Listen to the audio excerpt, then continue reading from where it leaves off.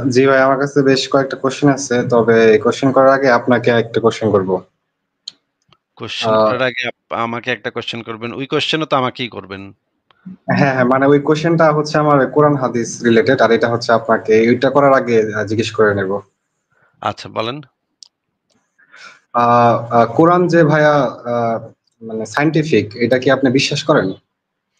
কোনো মানে গ্রন্থ সায়েন্টিফিক হয় কিভাবে সেটা কি আপনি জানেন? সেখানে যদি আমি সায়েন্সের কোনো ব্যাখ্যা পাই, যেটা সায়েন্সের সাথে রিলেটেড তাহলেই তো সেটা সায়েন্টিফিক হয়, তাই না? সায়েন্সের ব্যাখ্যা। আ সায়েন্স জিনিসটা হচ্ছে কি সেটা কি আগে একটু বলবেন? আ আপনি বলেন। আচ্ছা। আ সায়েন্স জিনিসটা হচ্ছে যে আ প্রাকৃতিক কোনো ঘটনা কেন ঘটে, কিভাবে হুম, ঘটে এই জিনিসটা সায়েন্স ব্যাখ্যা করে মানুষকে। হুম? মানে হচ্ছে মনে করেন একটা আপেল গাছ থেকে নিচের দিকে ঠাস করে পড়ল। জি, এটা জি। নিচের দিকেই কেন পড়ল? উপরের দিকে কেন গেল না? এইটা নিচের দিকে যে পড়তেছে এটা আমরা সবাই দেখতেই পাই। হুম? মনে করেন একটা বইতে যদি লেখা থাকে যে আমি একদিন গাছের নিচে দিয়ে যাচ্ছিলাম, একটা নারিকেল আমার মাথার উপরে পড়ছে। এখন এইটা জি, যদি একটা বইয়ে লেখা থাকে তার মানে এইটা না যে এই বইটার ভিতরে খুবই সায়েন্টিফিক কথা লেখা আছে। এইটাকে সায়েন্স বলে না। একটা গাছের থেকে একটা কাঁঠাল তার মাথার উপর ঠাস করে পড়ছে। সে তার মাথায় ব্যথা পাইছে। এই বেটা যদি বলে যে আমি তো খুবই ব্যথা পাইছি ভাই মাথার উপরে। এই যে আপেলটা ঠাম করে পড়ছে নিচের দিকে। এখন এই বা কাঁঠালটা নিচের দিকে পড়ছে। এখন এই কাঁঠালটা যে নিচের দিকে পড়ছে এই কথাটা কোন সায়েন্টিফিক কথা না। মানে এই কথাটার ভিতরে কোন সায়েন্স নাই। হুম? আ এটা হচ্ছে জি, একটা জি, জি। অবজারভেশন। এটা হচ্ছে একটা জেনারেল অবজারভেশন। যেকোনো মানুষ দেখতে পাবে যে একটা গাছে থেকে একটা ফল, আপেল, কমলা যাই হোক যেই ফলটা আম, কাঁঠাল এইটা গাছের থেকে ঠাস করে নিচে মাটিতে পড়বে। এই কথাটা লেখা থাকা কে সায়েন্স বলা হয় না। সায়েন্স বলা হবে তখন যখন ওই ব্যক্তিটার মাথার উপরে কাঁঠালটা পড়ছে এবং সে এটা নিয়ে একটা ব্যাখ্যা দিছে, যে ব্যাখ্যাটা ভেরিফাই করে দেখা হয়েছে যে ব্যাখ্যাটা সঠিক। যেই জি, জি, ব্যাখ্যাটা দিছিল অবশ্যই। যেই ব্যাখ্যাটা দিছিল স্যার আইজ্যাক নিউটন নামক একজন মহান বিজ্ঞানী। তিনি বলছিলেন এই যে আপেল যে গাছ থেকে নিচের দিকে পড়ে এটা কেন পড়ে? তিনি যখন ওই ব্যাখ্যাটা দিলেন, একটা বই লিখছিলেন তিনি এই বিষয়ে। সেই বইয়ের ভিতরে এটার ব্যাখ্যাটা দিছিলেন। জি, সেই গ্র্যাভিটি ব্যাখ্যাটা নিয়ে এটার ব্যাখ্যা দিছে। হ্যাঁ, সেটা আমরা জানি। হ্যাঁ, আমি শেষ করি কথাটা শুনে নেন আগে। যে ব্যাখ্যাটা যখন দিছে কেন পড়তেছে নিচে?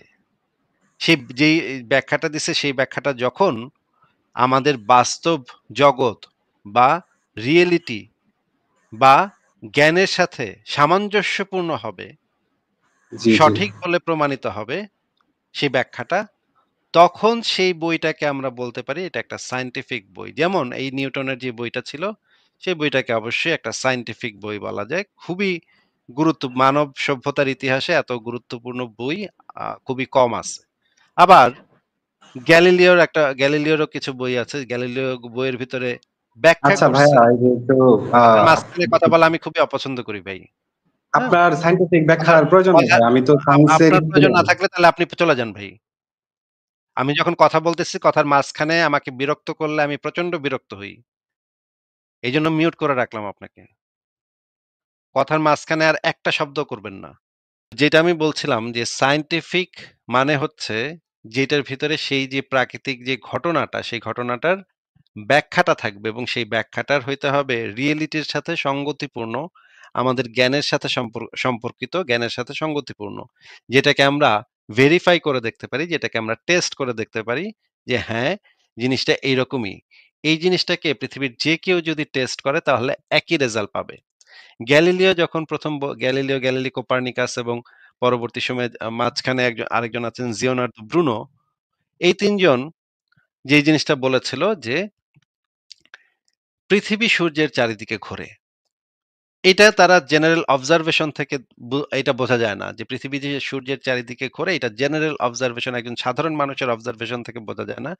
এইটা অবজারভেশন করতে হইলে একটু ডিপ অবজারভেশন এর দরকার হয় এবং কিছু ম্যাথমেটিক্যাল জ্ঞানের দরকার হয়, কিছু যুক্তি প্রমাণের চর্চার দরকার হয়।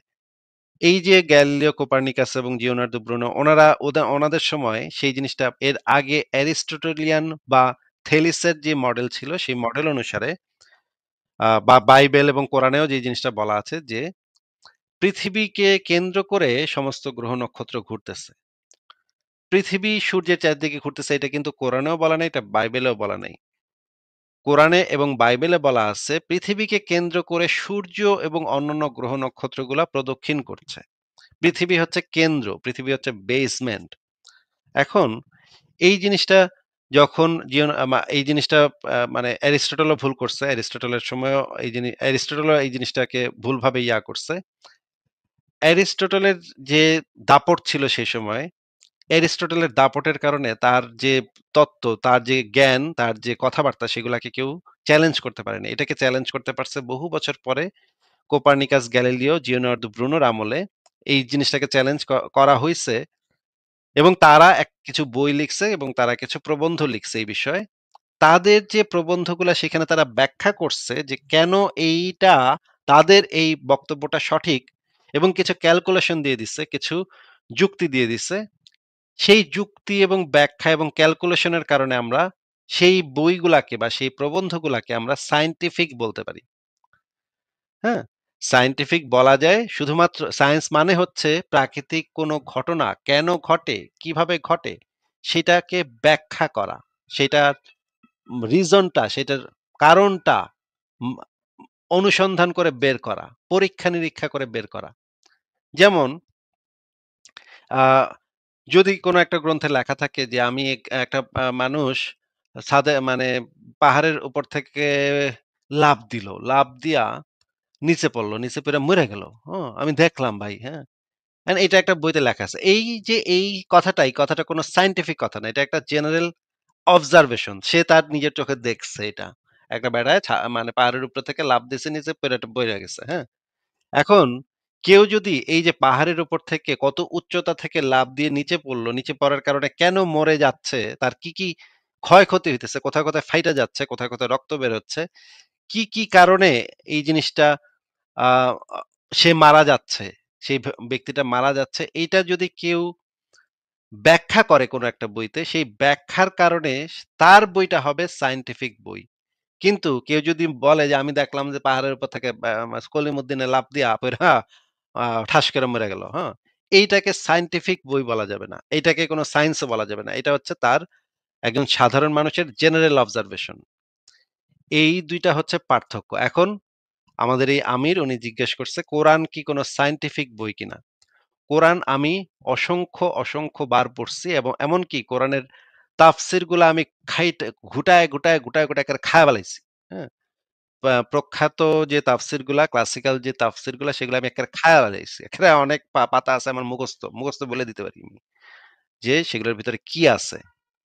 এখন এই জিনিসগুলা যখন আমি পড়ছি, আমি যে জিনিসটা জানতে পারছি সেটা হচ্ছে যে কোরআনে যে জিনিসটা বলা আছে সেই সময়ের মানুষের কিছু জেনারেল অবজারভেশন এর কথা বলা আছে। কিন্তু সায়েন্টিফিক হইতে হইলে যেটা হইতো যে এই ঘটনাটা কেন ঘটে সেটার ব্যাখ্যাটা দেয়ার দরকার ছিল। কিন্তু কোরআনে যেই ব্যাখ্যাগুলা দেয়া আছে, কিছু জিনিসের ব্যাখ্যা দেয়া আছে। যেমন এই যে মনে করেন তারা খসে কেন?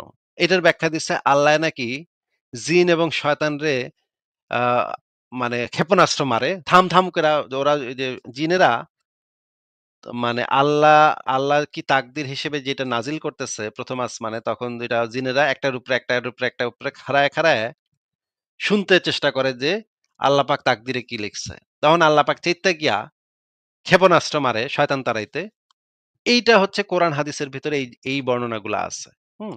এখন এটাকে যদি আমরা আ এটাকে বলা হয়েছে যে তারা খসার কারণ হিসেবে এটাকে ব্যাখ্যা করা হয়েছে। অথবা হাদিসে ব্যাখ্যা করা হয়েছে শীত গ্রীষ্মের কারণ কি?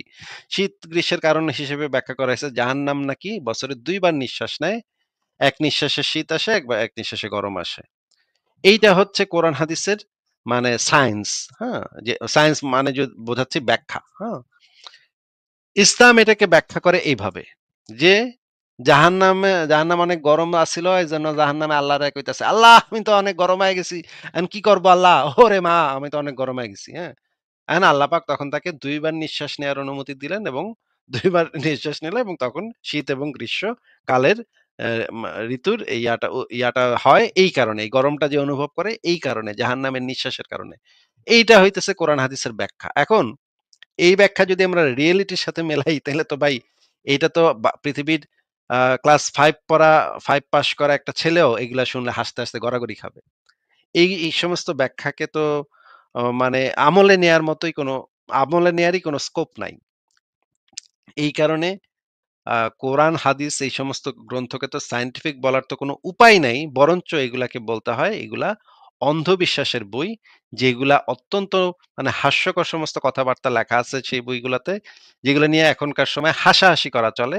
এইগুলাকে নিয়ে আমরা এইজন্যই মানে লাইভ করি এবং হাসাহাসি করি। আমাদের সাথে ফারাজ ভাই চলে আসেন। ফারাজ ভাই কি অবস্থা? কেমন আছেন? এই তো ভাই, থ্যাংক ইউ যুক্ত করার জন্য। আমি ভালো আছি, আশা করি আপনিও ভালো আছেন আসিফ ভাই। ঠিক আছে ফারাজ ভাই আপনি থাকেন তাহলে আমরা একটু আমির ভাইয়ের কথা একটু শুনি। আমির আপনি শিওর এবার আসিফ ভাই। বলেন। ভাইয়া আপনার কথাগুলো শুনলাম। তার মানে আপনার দৃষ্টিতে আপনি কোরআন হাদিসে এমন কিছু পান নাই যেটা আপনার দৃষ্টিতে সায়েন্টিফিক, তাই না? হ্যাঁ, পাইনি। মানে মানে নরমাল লজিক্যালি আপনার কাছে মনে হয় না এরকম কিছু, বা এরকম নরমাল একটা আয়াত লজিক্যালি না, আপনি পান নাই। কোনো লজিক্যালি পাই নাই। নরমাল হ্যাঁ। লজিক্যালি তো দূরের কথা। কোনো লজিক্যালি পাওয়া যায় নাই। আপনি আচ্ছা যদি আচ্ছা। থাকে তাহলে আপনি আমাদেরকে এই মুহূর্তে দেখাতে পারেন, আমরা সেটা নিয়ে আলোচনা করতে পারি। আচ্ছা, আপনি হচ্ছে সূরা আজ-জারিয়াতের হচ্ছে ৪৭ থেকে ৫১তম থেকে ৫১তম যে আয়াতটা আছে এটা পড়তে পারবেন এখন? আর যদি হ্যাঁ, হ্যাঁ, পড়তে না পারেন তাহলে আমি সংক্ষেপে আপনাকে একটু ডিটেইলস এ ওইখানে বলি তো যে এখানে আমি যে বিষয়টা নিয়ে আরকি কথা বলতে চাচ্ছি। ওইখানে তো আচ্ছা ঠিক আছে। আমরা স্ক্রিনে আনবো অসুবিধা নেই এবং তাফসীরগুলো বের করে দেখব যে সেখানে কি বলা আছে। সূরা আয-যারিয়াত কত নম্বর সূরা ভাই একটু বলেন তো? আমার ভাইয়া কত নম্বর সূরা এটা জানা নাই। শুধু এতটুকু ইনফরমেশন জানি যেটা আজ-জারিয়াতের ৪৭ থেকে ৫১ তম ৫১ নম্বর আয়াত। সূরা ভাই। কিন্তু এইখানে তো আরো বিরাট এক প্রবলেম আছে। এই সূরাতে তো বিরাট প্রবলেম আছে, তাই না? আচ্ছা ঠিক আছে না আমরা ভাই, বের আমি অন্যান্য কোনো কিছু নিয়ে আলোচনা করতে চাচ্ছি না। আপনি বললেন একটু আগে যে হচ্ছে আমি এরকম না একটা আয়াতও পাই নাই যেটা আমার দৃষ্টিতে আমরা মনে হয়েছে যে সবকিছু বিজ্ঞানসম্মত। আমরা সবকিছু নিয়ে আলোচনা করি। আমরা সবকিছু নিয়েই একসাথে ওই আলোচনা করি। আসিফ ভাই, ওই মহাবিশ্ব সম্প্রসারণ করছেন আল্লাহ, এক্সপেন্ডিং ইউনিভার্স, আচ্ছা, এটার আচ্ছা। কথাই জি, বলতেছে আর এখানে কি। ডার্ক এনার্জি এবং মহাবিশ্ব সম্প্রসারণের কথা স্পষ্টভাবে বলা হয়েছে। আচ্ছা, যেটা আচ্ছা। আইনস্টাইনও স্পষ্টভাবে ১ম এ বলা এটাকে হয়েছে। সাপোর্ট করে নাই। ঠিক পরে ভাই, বিজ্ঞানী হাবল আমির যেটাতে ভাই, হচ্ছে আমির ভাইয়া, স্পষ্টভাবে বলা হয়েছে according to you or according to Muhammad. Faraz আচ্ছা, ভাই, আমি হচ্ছে আসিফ ভাইকে কোশ্চেন করছিলাম যে আপনি এরকম একটা আয়াত পাইছেন কিনা যেটা আপনার কাছে আচ্ছা মনে হয়েছে আমার বিজ্ঞানসম্মত। আমির প্রশ্নটা কি আগে সেটা আমার আমাকে না প্রশ্নটা কি বলতে। বুঝছেন নাকি বুঝেনি নাই? আচ্ছা ফারাজ ভাই আমি বুঝাই দিচ্ছি ওনাকে প্রশ্নটা বুঝাই দিচ্ছি। আমির সাহেব আপনি যেই আয়াতটা পড়ে যেই বুঝটা বুঝছেন, সেই বুঝটা স্পষ্ট বুঝ, স্পষ্টভাবে স্পষ্ট যেটা বুঝ বুঝেছেন আর কি। স্পষ্ট ভাবে যেটা একদম স্পষ্টভাবে যেটা বুঝেছেন আপনি, যেটা একদম স্পষ্ট করা আছে ওইখানে, সেই স্পষ্ট কথাটা কি নবী মোহাম্মদ বুঝেছিল এবং তার সাহাবা একরামরা বুঝেছিল কিনা সেইটার আগে একটু প্রমাণটা আমরা দেখব। কারণ হচ্ছে আমরা ইসলামী আকীদা থেকে জানি কোরআনকে ব্যাখ্যা করে দেয়ার আ অথরিটি দেয়া হয়েছিল নবী মোহাম্মদকে এবং নবী মোহাম্মদ সেই অথরিটি বলে তার সাহাবীদেরকে কোরআন ব্যাখ্যা করে দিয়ে গেছেন। আপনি যদি বলেন যে এই আয়াতের ভিতরে বিগ ব্যাং এবং ডার্ক ম্যাটার আছে, তাহলে নিশ্চয়ই আপনার যে স্পষ্ট যে আপনি যে একদম স্পষ্ট করে বুঝেছেন কালা জাদু বিশ্বাস করা 1400 বছর আগে পেডোফাইল হ্যাড স্পষ্ট idea about what dark matter is. সেটা সেটা আমরা দেখব।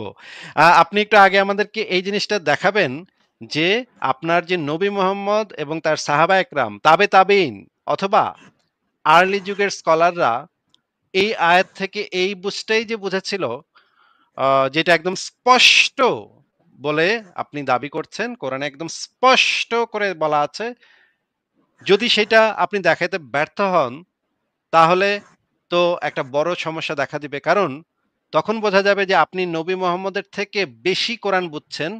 যেটা, যেটা হবে ইসলামের একদম মৌলিক আকীদার লঙ্ঘন। যে নবী মুহাম্মদের থেকে বেশি কোরআন বোঝা কারো পক্ষে সম্ভব না। কারণ নবী মুহাম্মদকে সরাসরি জিবরাইল ফেরেশতা, ইসলাম অনুসারে নবী মুহাম্মদকে সরাসরি জিবরাইল ফেরেশতা বুঝায় গেছে। প্রত্যেকটা আয়াত ধরে, ধরে বুঝায় গেছে এটার অর্থ কি, এটার মিনিং কি। সেইটা যদি আপনি যদি নবী মুহাম্মদ এবং তার সাহাবা এবং তার তাবে-তাবেঈনদের থেকে অধিক কোরআন বুঝা থাকেন, যেটা আপনি বলতেছেন আপনি খুব স্পষ্ট বুঝছেন, তার মানে নবী নিশ্চয়ই আরো বেশি স্পষ্ট করে বুঝছিল এবং সেটা বুঝায়ও দেয়া গেছে স্পষ্ট করে। আগে একটু আমাদেরকে আপনার যে বুঝটা, সেই বুঝটা যে নবী মুহাম্মদেরও বুঝ ছিল, সেটা একটু আমাদেরকে দেখান ভাই। আহ, ভাই আপনি কি আমার কোশ্চেনটা বুঝতে পারছেন? আমি কোশ্চেনটা আপনাকে বুঝতে প্রথমে পেরেছি এবং আপনার কাছে আমি একটা রেফারেন্স চেয়েছি। সেই রেফারেন্সটা আগে একটু দেন। আমরা রেফারেন্সটা আগে একটু দেখে তারপর আমরা আয়াতটা আবারও বের করব এবং তাফসীরগুলোও বের করব। আপনার কাছে যে রেফারেন্সটা চেয়েছি সেটা আগে একটু দেন। আমি আপনাকে প্রথমে কোশ্চেন করলাম যে আপনি কোরআনের হচ্ছে এমন কোশ্চেন যে করেছেন, আপনার কোশ্চেন আমরা বুঝতে পেরেছি। আমি এখন তো সেই ভাই ওই যে কোশ্চেনের সাপেক্ষে আপনার আমির সাহেব কথার মাঝখানে কথা বলেন না। আপনি কোশ্চেন করেছেন, আপনি তো আপনার আমাকে কথা কোশ্চেন বলতে আমরা দিচ্ছেন না। আচ্ছা, আপনাকে তো কথা বলতে তো দেয়াই হচ্ছে এবং আপনার কাছে একটা জিনিস চাওয়া হচ্ছে। আপনার কাছে একটা রেফারেন্স চাওয়া হচ্ছে। আপনার ক্লেইমের সপক্ষে একটা আমি রেফারেন্স তো চাওয়া আপনাকে হচ্ছে। রেফারেন্স দিয়ে কথার দিলাম মাঝখানে যে এটা। আর কথার মাঝখানে আরেকবারও কথা বলবেন না। আপনি যেই কথাটা বলেছেন, যেই জিনিসটা উপস্থাপন করেছেন, সেই জিনিসটা আমরা শুনেছি। আপনার প্রশ্নও শুনেছি, আচ্ছা আপনার আসিফ মতামত ভাই, শুনেছি। একটা একটা জিনিস একটু খেয়াল করেন। আমির ভাই আর নিচে তার নামের নিচে লিখেছেন যে MBBS MBBS DU. DU. DU থেকে এমবিবিএস তো করছে। ডিইউ থেকে এমবিবিএস, আপনি কি আমির ভাই ডিইউ থেকে এমবিবিএস করছেন? আমির ভাই, জি ভাইয়া, হ্যাঁ হ্যাঁ। Then talk like educated person at least. যে নামটা ঠিক। লাগাইছেন অ্যাট লিস্ট ওইটারও একটু মান সম্মান ধরে রাখার চেষ্টা করেন। আমরা আপনার কথা বুঝেছি, বুঝে এখন কিছু আপনি কি প্রশ্ন মিন করতেছেন ভাই এটা দিয়ে? এইটা মিন করছি যে অ্যাট লিস্ট আমাদের কথা বুঝে রেসপন্ড করার চেষ্টা করেন। আমরা আপনার কথা বুঝেছি, ফরাজ ভাই, আপনি তো বুঝে শুরু ওইটার থেকে ছিলেন। আমি আসিফ কথাটা ভাইকে প্রথমে কোশ্চেন কথাটা শেষ করছিলাম। কথাটা আপনি শেষ আমার করতে কথাটা দেন শেষ ভাই করে দেন। প্লিজ। আপনার কথাগুলো আমি বুঝতে পারছি। আপনার একটু মিসকনসেপশন হয়েছে, এটা ক্লিয়ার করে দিই। কি কথা আমি বুঝতে কি আমি কথা হচ্ছে বুঝতে আসিফ পেরেছেন? ভাইকে প্রথমে কোশ্চেন করছিলাম যে কোরআন যে ভাই সাইন্টিফিক, কথার এটা কি আপনি? কথার মাঝ ওগুলো নিয়ে তো এখন কথা হচ্ছে না আমির সাহেব। আপনাকে মিউট করে দিচ্ছি। ওগুলো নিয়ে এখন কথা হচ্ছে না। এখন যেটা কথা হচ্ছে প্রসঙ্গ আমরা চেঞ্জ করব না। ফারাজ ভাই, আর কোনো অন্য কোনো বিষয়ে আমরা এই মুহূর্তে না, আমি তো যাচ্ছি না। অন্য কোনো প্রসঙ্গ বলতেছি না, আমি তো ওই প্রসঙ্গে ছিলাম যে এডুকেটেড পার্সনের মতো কথা বলেন, যেখানে আসিফ ভাই আপনার কোশ্চেন বুঝতে পারছে, বুঝেই ওইটা রিলেটেড আপনি কোরআন থেকে কোনো একটা সায়েন্স দেখাচ্ছেন, ফাইন। ওই সায়েন্সটাই কি মোহাম্মদ বুঝছিল কিনা বা তার সাহাবারা বুঝেছিল কিনা সেটাই আপনাকে জিজ্ঞেস করতেছে। কজ আপনি যদি এরকম কোনো কিছু ক্লেম করেন যে আপনি কোরআন থেকে কোনো একটা স্পষ্ট স্পষ্ট সায়েন্স বুঝতে পারতেছেন, যেই স্পষ্ট সায়েন্সটা আপনার মোহাম্মদ বুঝে নেই, যদি এরকমটা হয় তাহলে তো আপনার জন্য একটা সমস্যা হয়ে যাবে যে আপনি কোরআন থেকে মানে মোহাম্মদ থেকে কোরআন বেশি বুঝছেন। আমরা ওই সায়েন্সটা নিয়ে আলোচনা করতে চাই। জাস্ট এইটা জানতে চাই যে আপনি যে সায়েন্সটা ক্লেম করতেছেন কোরআন থেকে স্পষ্টভাবে বোঝা যাচ্ছে, সেটা কি মোহাম্মদ এবং তার সাহাবারা বুঝেছিল কিনা। যদি এই হ্যাঁ, এত সিম্পলিসিটি করার পর যদি না বুঝেন, তাইলে ভাই মাদ্রাসায় ভর্তি হওয়া উচিত ছিল, উচিত হবে আপনার। লেটস সি আপনি বুঝতে পারছেন কিনা। ঠিক আছে। আমরা যে স্পেসিফিক প্রশ্নটা করেছি সেই স্পেসিফিক উত্তরটা দেন আমির সাহেব। অন্য কোনো প্রসঙ্গ বা অন্য কোনো আলোচনা থাকলে আমরা পরবর্তীতে আপনার কাছ থেকে শুনবো। আপাতত শুধুমাত্র যেই জিনিসটা আপনার কাছে চাওয়া হচ্ছে, শুধুমাত্র কেবলমাত্র সেই প্রসঙ্গে কথা বলবেন। সেটা আছে কিনা সেটা বলবেন। বলেন। ভাই ফারাজ ভাই আমাকে কোশ্চেন করলো যে এটা, এই যে আয়াতটার কথা বলতেছি, এটা হচ্ছে নবী সে নিজে বুঝেছিল কিনা। ভাই সে তো নিজে এটা সরাসরি, এটা আল্লাহর ওহী। সে হচ্ছে তার সাহাবীকে সরাসরি বলেছে এটা। তো সেক্ষেত্রে আমরা এটার বাংলা অনুবাদ থেকে এটাই বুঝতে পারছি। তো সে বুঝেছি না, বুঝছে আপনাকে কিনা কি বুঝে জিজ্ঞেস না, করা হয়েছে? এটা তো ভাই। কি জিজ্ঞেস করা হয়েছে আবার একটু বলেন আসিফ ভাই, তো? হ্যাঁ প্লিজ একবার একটু হ্যাঁ, আবার আমাকে বলেন কি ফারাজ ভাই জিজ্ঞেস করে। বললো যে হচ্ছে আমি যে আয়াতটার কথা বলছি না, না, না। সেটা নবী। আপনাকে শোনেন। আপনাকে বলা হয়েছে যে ইসলামের আকীদা হচ্ছে কোরআনের প্রত্যেকটা আয়াত সম্পর্কে সবচাইতে ভালো জ্ঞান রাখে হচ্ছে নবী মুহাম্মদ। যে এই আয়াতটা দ্বারা আল্লাহ পাক কি বুঝাইছে সেটা সম্পর্কে সবচাইতে বেস্ট আন্ডারস্ট্যান্ডিং হইতেছে, মহাবিশ্বের সবচাইতে বেস্ট আন্ডারস্ট্যান্ডিং হচ্ছে নবী মুহাম্মদের। কারণ জিব্রাইল সরাসরি তাকে শিখায় গেছে এবং বুঝায় গেছে এই আয়াতটা দ্বারা কি আল্লাহ বুঝাইছে। এই কারণে মুহাম্মদের আন্ডারস্ট্যান্ডিংটা হচ্ছে বেস্ট আন্ডারস্ট্যান্ডিং ইসলামের, কোরআনের। এর থেকে আর ভালো আন্ডারস্ট্যান্ডিং কারো পক্ষে হওয়া সম্ভব না ইসলামী আকীদা অনুসারে। এমন না হুম। যে মোহাম্মদের থেকে সুনাহাগা মাদ্রাসার সক্কু মোল্লা সে বেশি কোরআনের এই আয়াতটার অর্থ বুঝা গেছে, এটা হওয়া সম্ভব না। এখন মোহাম্মদ যদি এই বিষয়ে সবচাইতে বেশি বুঝে থাকে, তাহলে মোহাম্মদ যখন এই আয়াতটা তার সাহাবীদেরকে বলছে, তখন নিশ্চয়ই আপনি যেটা বলতেছেন, যেটা স্পষ্ট এই কোরআনের আয়াতে স্পষ্ট আছে, সেটাও তার সাহাবীদেরকে বইলা দিছে। যদি সেটা সে না বইলা থাকে, তাহলে মোহাম্মদ তো সেটা যদি না বলে, তাহলে তো আপনার পক্ষে মুহাম্মদের কে টপকানো সম্ভব না। এটার আন্ডারস্ট্যান্ডিং, মানে কোরআনের এই আয়াতটার আন্ডারস্ট্যান্ডিং, আপনি তো কখনো মুহাম্মদকে টপকাইতে পারবেন না। কারণ মুহাম্মদ হইতেছে হাইয়েস্ট পজিশনে আছে। আপনি যদি একটা নতুন জিনিস বুইঝা থাকেন এখান থেকে, যেটা নবী মুহাম্মদ বলে নাই কাউকে, তাহলে তো আপনি নিশ্চয়ই নবী মুহাম্মদের থেকেও কোরআনকে বেশি বুঝা ফেলাইছেন। তাইলে তো এইটা আপনি ইসলামের যে মৌলিক আকীদা সেটারই লঙ্ঘন করে ফেলছেন। এই জন্যই আপনার কাছে জিজ্ঞেস করা হচ্ছে যে আপনি যেই জিনিসটা স্পষ্টভাবে বুঝছেন, কোরআনের এই আয়াতটা পড়ে একদম স্পষ্টভাবে বোঝা যাচ্ছে, সেই স্পষ্ট আন্ডারস্ট্যান্ডিংটা নবী মুহাম্মদ তার সাহাবীদেরকে কাউকে বলছে কিনা, বা সাহাবীরা তাদের সাহাবী যাদেরকে তাবেই বলা হয়, বা তাবেইনদেরকে কাউকে বইলা গেছিল কিনা, এরকম একটা দলিল আমাদেরকে দেখাইতে পারেন।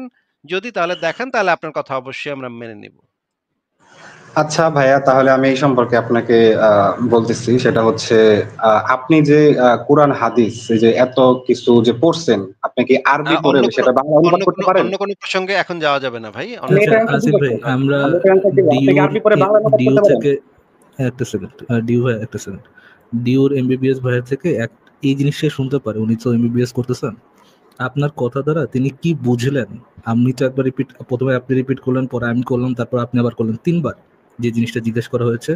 এইবার ভাইয়া বুঝতে পেরেছেন কিনা যে আমরা তার কাছে কি সিক করতেছি, কি জানতে হ্যাঁ চাচ্ছি? হ্যাঁ ভাই, আমি বুঝতে উনি পারছি, বুঝতে বুঝতে পারছি। পেরেছেন কিনা এটা আমি একটু জানতে চাচ্ছি। ভাইয়া বলেন তো, আমরা আপনার কাছে এক্স্যাক্টলি কি জানতে চাচ্ছি? ভাই আপনারা হচ্ছে কোশ্চেন করছেন যে যে কোরআনের যে আয়াতটাতে হচ্ছে যে ব্যাখ্যাটা, সেটা কি হচ্ছে নবী বা হচ্ছে নবীর যারা হচ্ছে সাহাবী ছিলেন, সেটা নবীর থেকে তো আর বেটার কেউ কোরআনের ব্যাখ্যা দিতে পারবে না। তো সে ব্যাখ্যাটা কি সে ওইভাবে দিছিলেন কিনা, বা সেটা ব্যাখ্যাটা কি, এটা আমি কি আমার মন গড়া বুঝলাম, বা এই টাইপের কিছু একটা কোশ্চেন জিজ্ঞেস করছে, সেটা আমার কাছ থেকে জানতে চাচ্ছে। Hallelujah brother, finally thankfully thanks to god আপনি বুঝতে পেরেছেন। জি ভাই, আমরা টপিকে চলে আসি, নবীকে এটা বুঝেছিল কিনা প্লিজ। আচ্ছা, হ্যাঁ, নবী আমি এর জন্যই শুধুমাত্র নবী আসিফ ভাইকে কোশ্চেন শুধুমাত্র করছি। ভাই কথা শুধুমাত্র শেষ করতে নবীরই দেন যে ভাই, দিতে হবে, কথা শেষ করতে শুধুমাত্র দেন। যে আচ্ছা, আপনাকে একটু মিউট করে দিচ্ছি। শুধুমাত্র যে নবীরই দিতে হবে এমন কোনো কথা নাই। যদি সাহাবীদের কোনো বক্তব্য এই বিষয় থেকে থাকে, বা তাবেইন পর্যন্ত আমি অ্যাকসেপ্ট করতে রাজি আছি।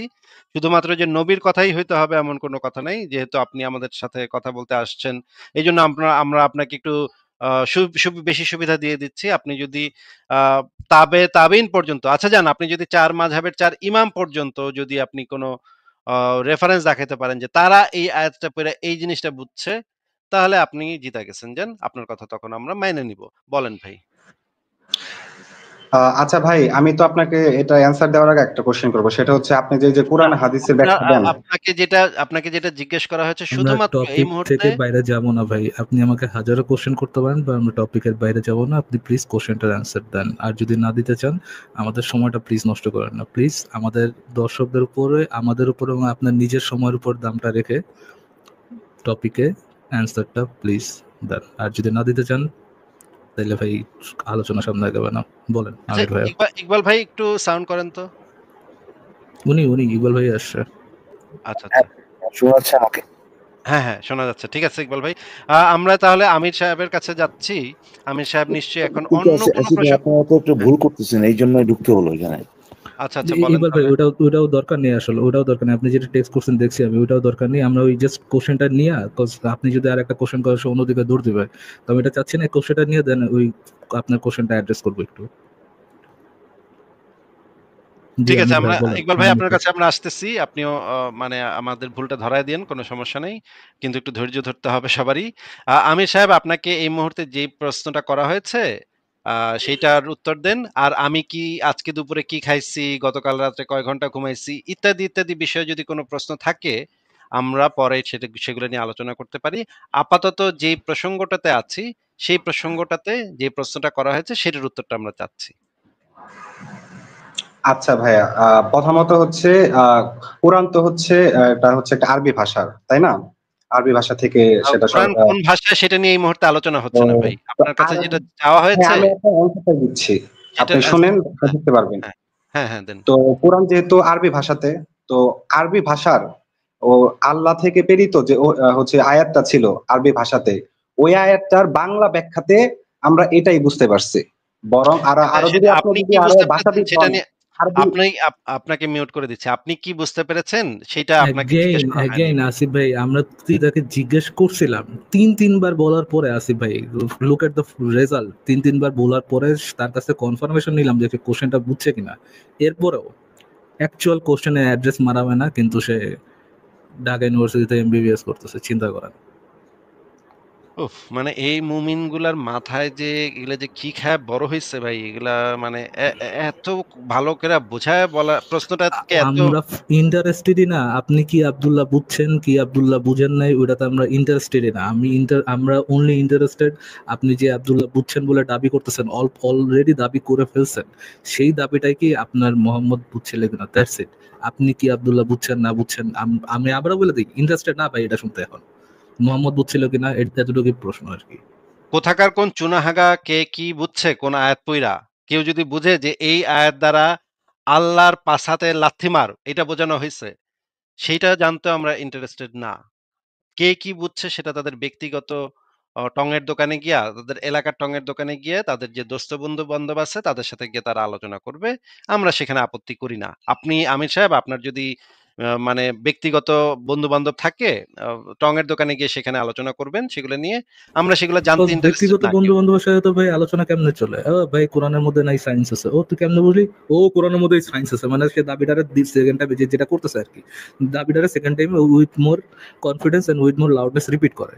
তো মনে করছে এই জায়গায় একই একই হ্যাঁ, জিনিস হ্যাঁ, চলবে না চিৎকার ভাই। করে বলতে পারলেই তো হইলো ভাই। চিৎকার করে বলতে পারলেই তো ভাই আমার কথা প্রতিষ্ঠিত হয়ে কনফিডেন্স গেল, এন্ড তাই চিৎকার না? আছে, সুতরাং তো ভাই আর তো রিজনিং দরকার নেই ভাই। আপনি কি আব্দুল্লাহ বুঝছেন না বুঝছেন ইন্টারেস্টেড না, অনলি ইন্টারেস্টেড আপনি যে আব্দুল্লাহ বুঝছেন অলরেডি যেটা দাবি করছেন, সেই দাবিটা মোহাম্মদ বুঝছে কিনা, দ্যাটস ইট। আল্লাহ মোহাম্মদ না, রাস্তে ভাই ফারাজ ভাই, আমাদের সময়ের মোহাম্মদ একটু না, দাম দেন ভাই। ওই মোহাম্মদ তো না, তাবে তাবিন ফারাজ ভাই, পর্যন্ত। তাবে তাবিন তাবে পর্যন্ত তাবে কেউ এই বুঝটা বুঝছে কিনা সেটা একটু আমির সাহেব আপনি বলেন। যে আপনি আগে এটার অ্যান্সার দেন যে আমাদের নবী যেটা বোঝে নাই সেটা আপনি কেন বলতেছেন? সে সেটা বুঝছে বলেই তো সেটা কোরআনে আসছে, তাই ভাই না? আমাদের তো ক্লেম করি নেই ভাই কোরআনে। আমরা শুধুমাত্র আপনি জানতে তো চাচ্ছি বলতেছেন কোরআনের যে সেটা বুঝছে আয়াতের কিনা, না, সে আমরা কেউ বুঝছে যে বলি বলেই তো নাই। সেটা কোরআনে।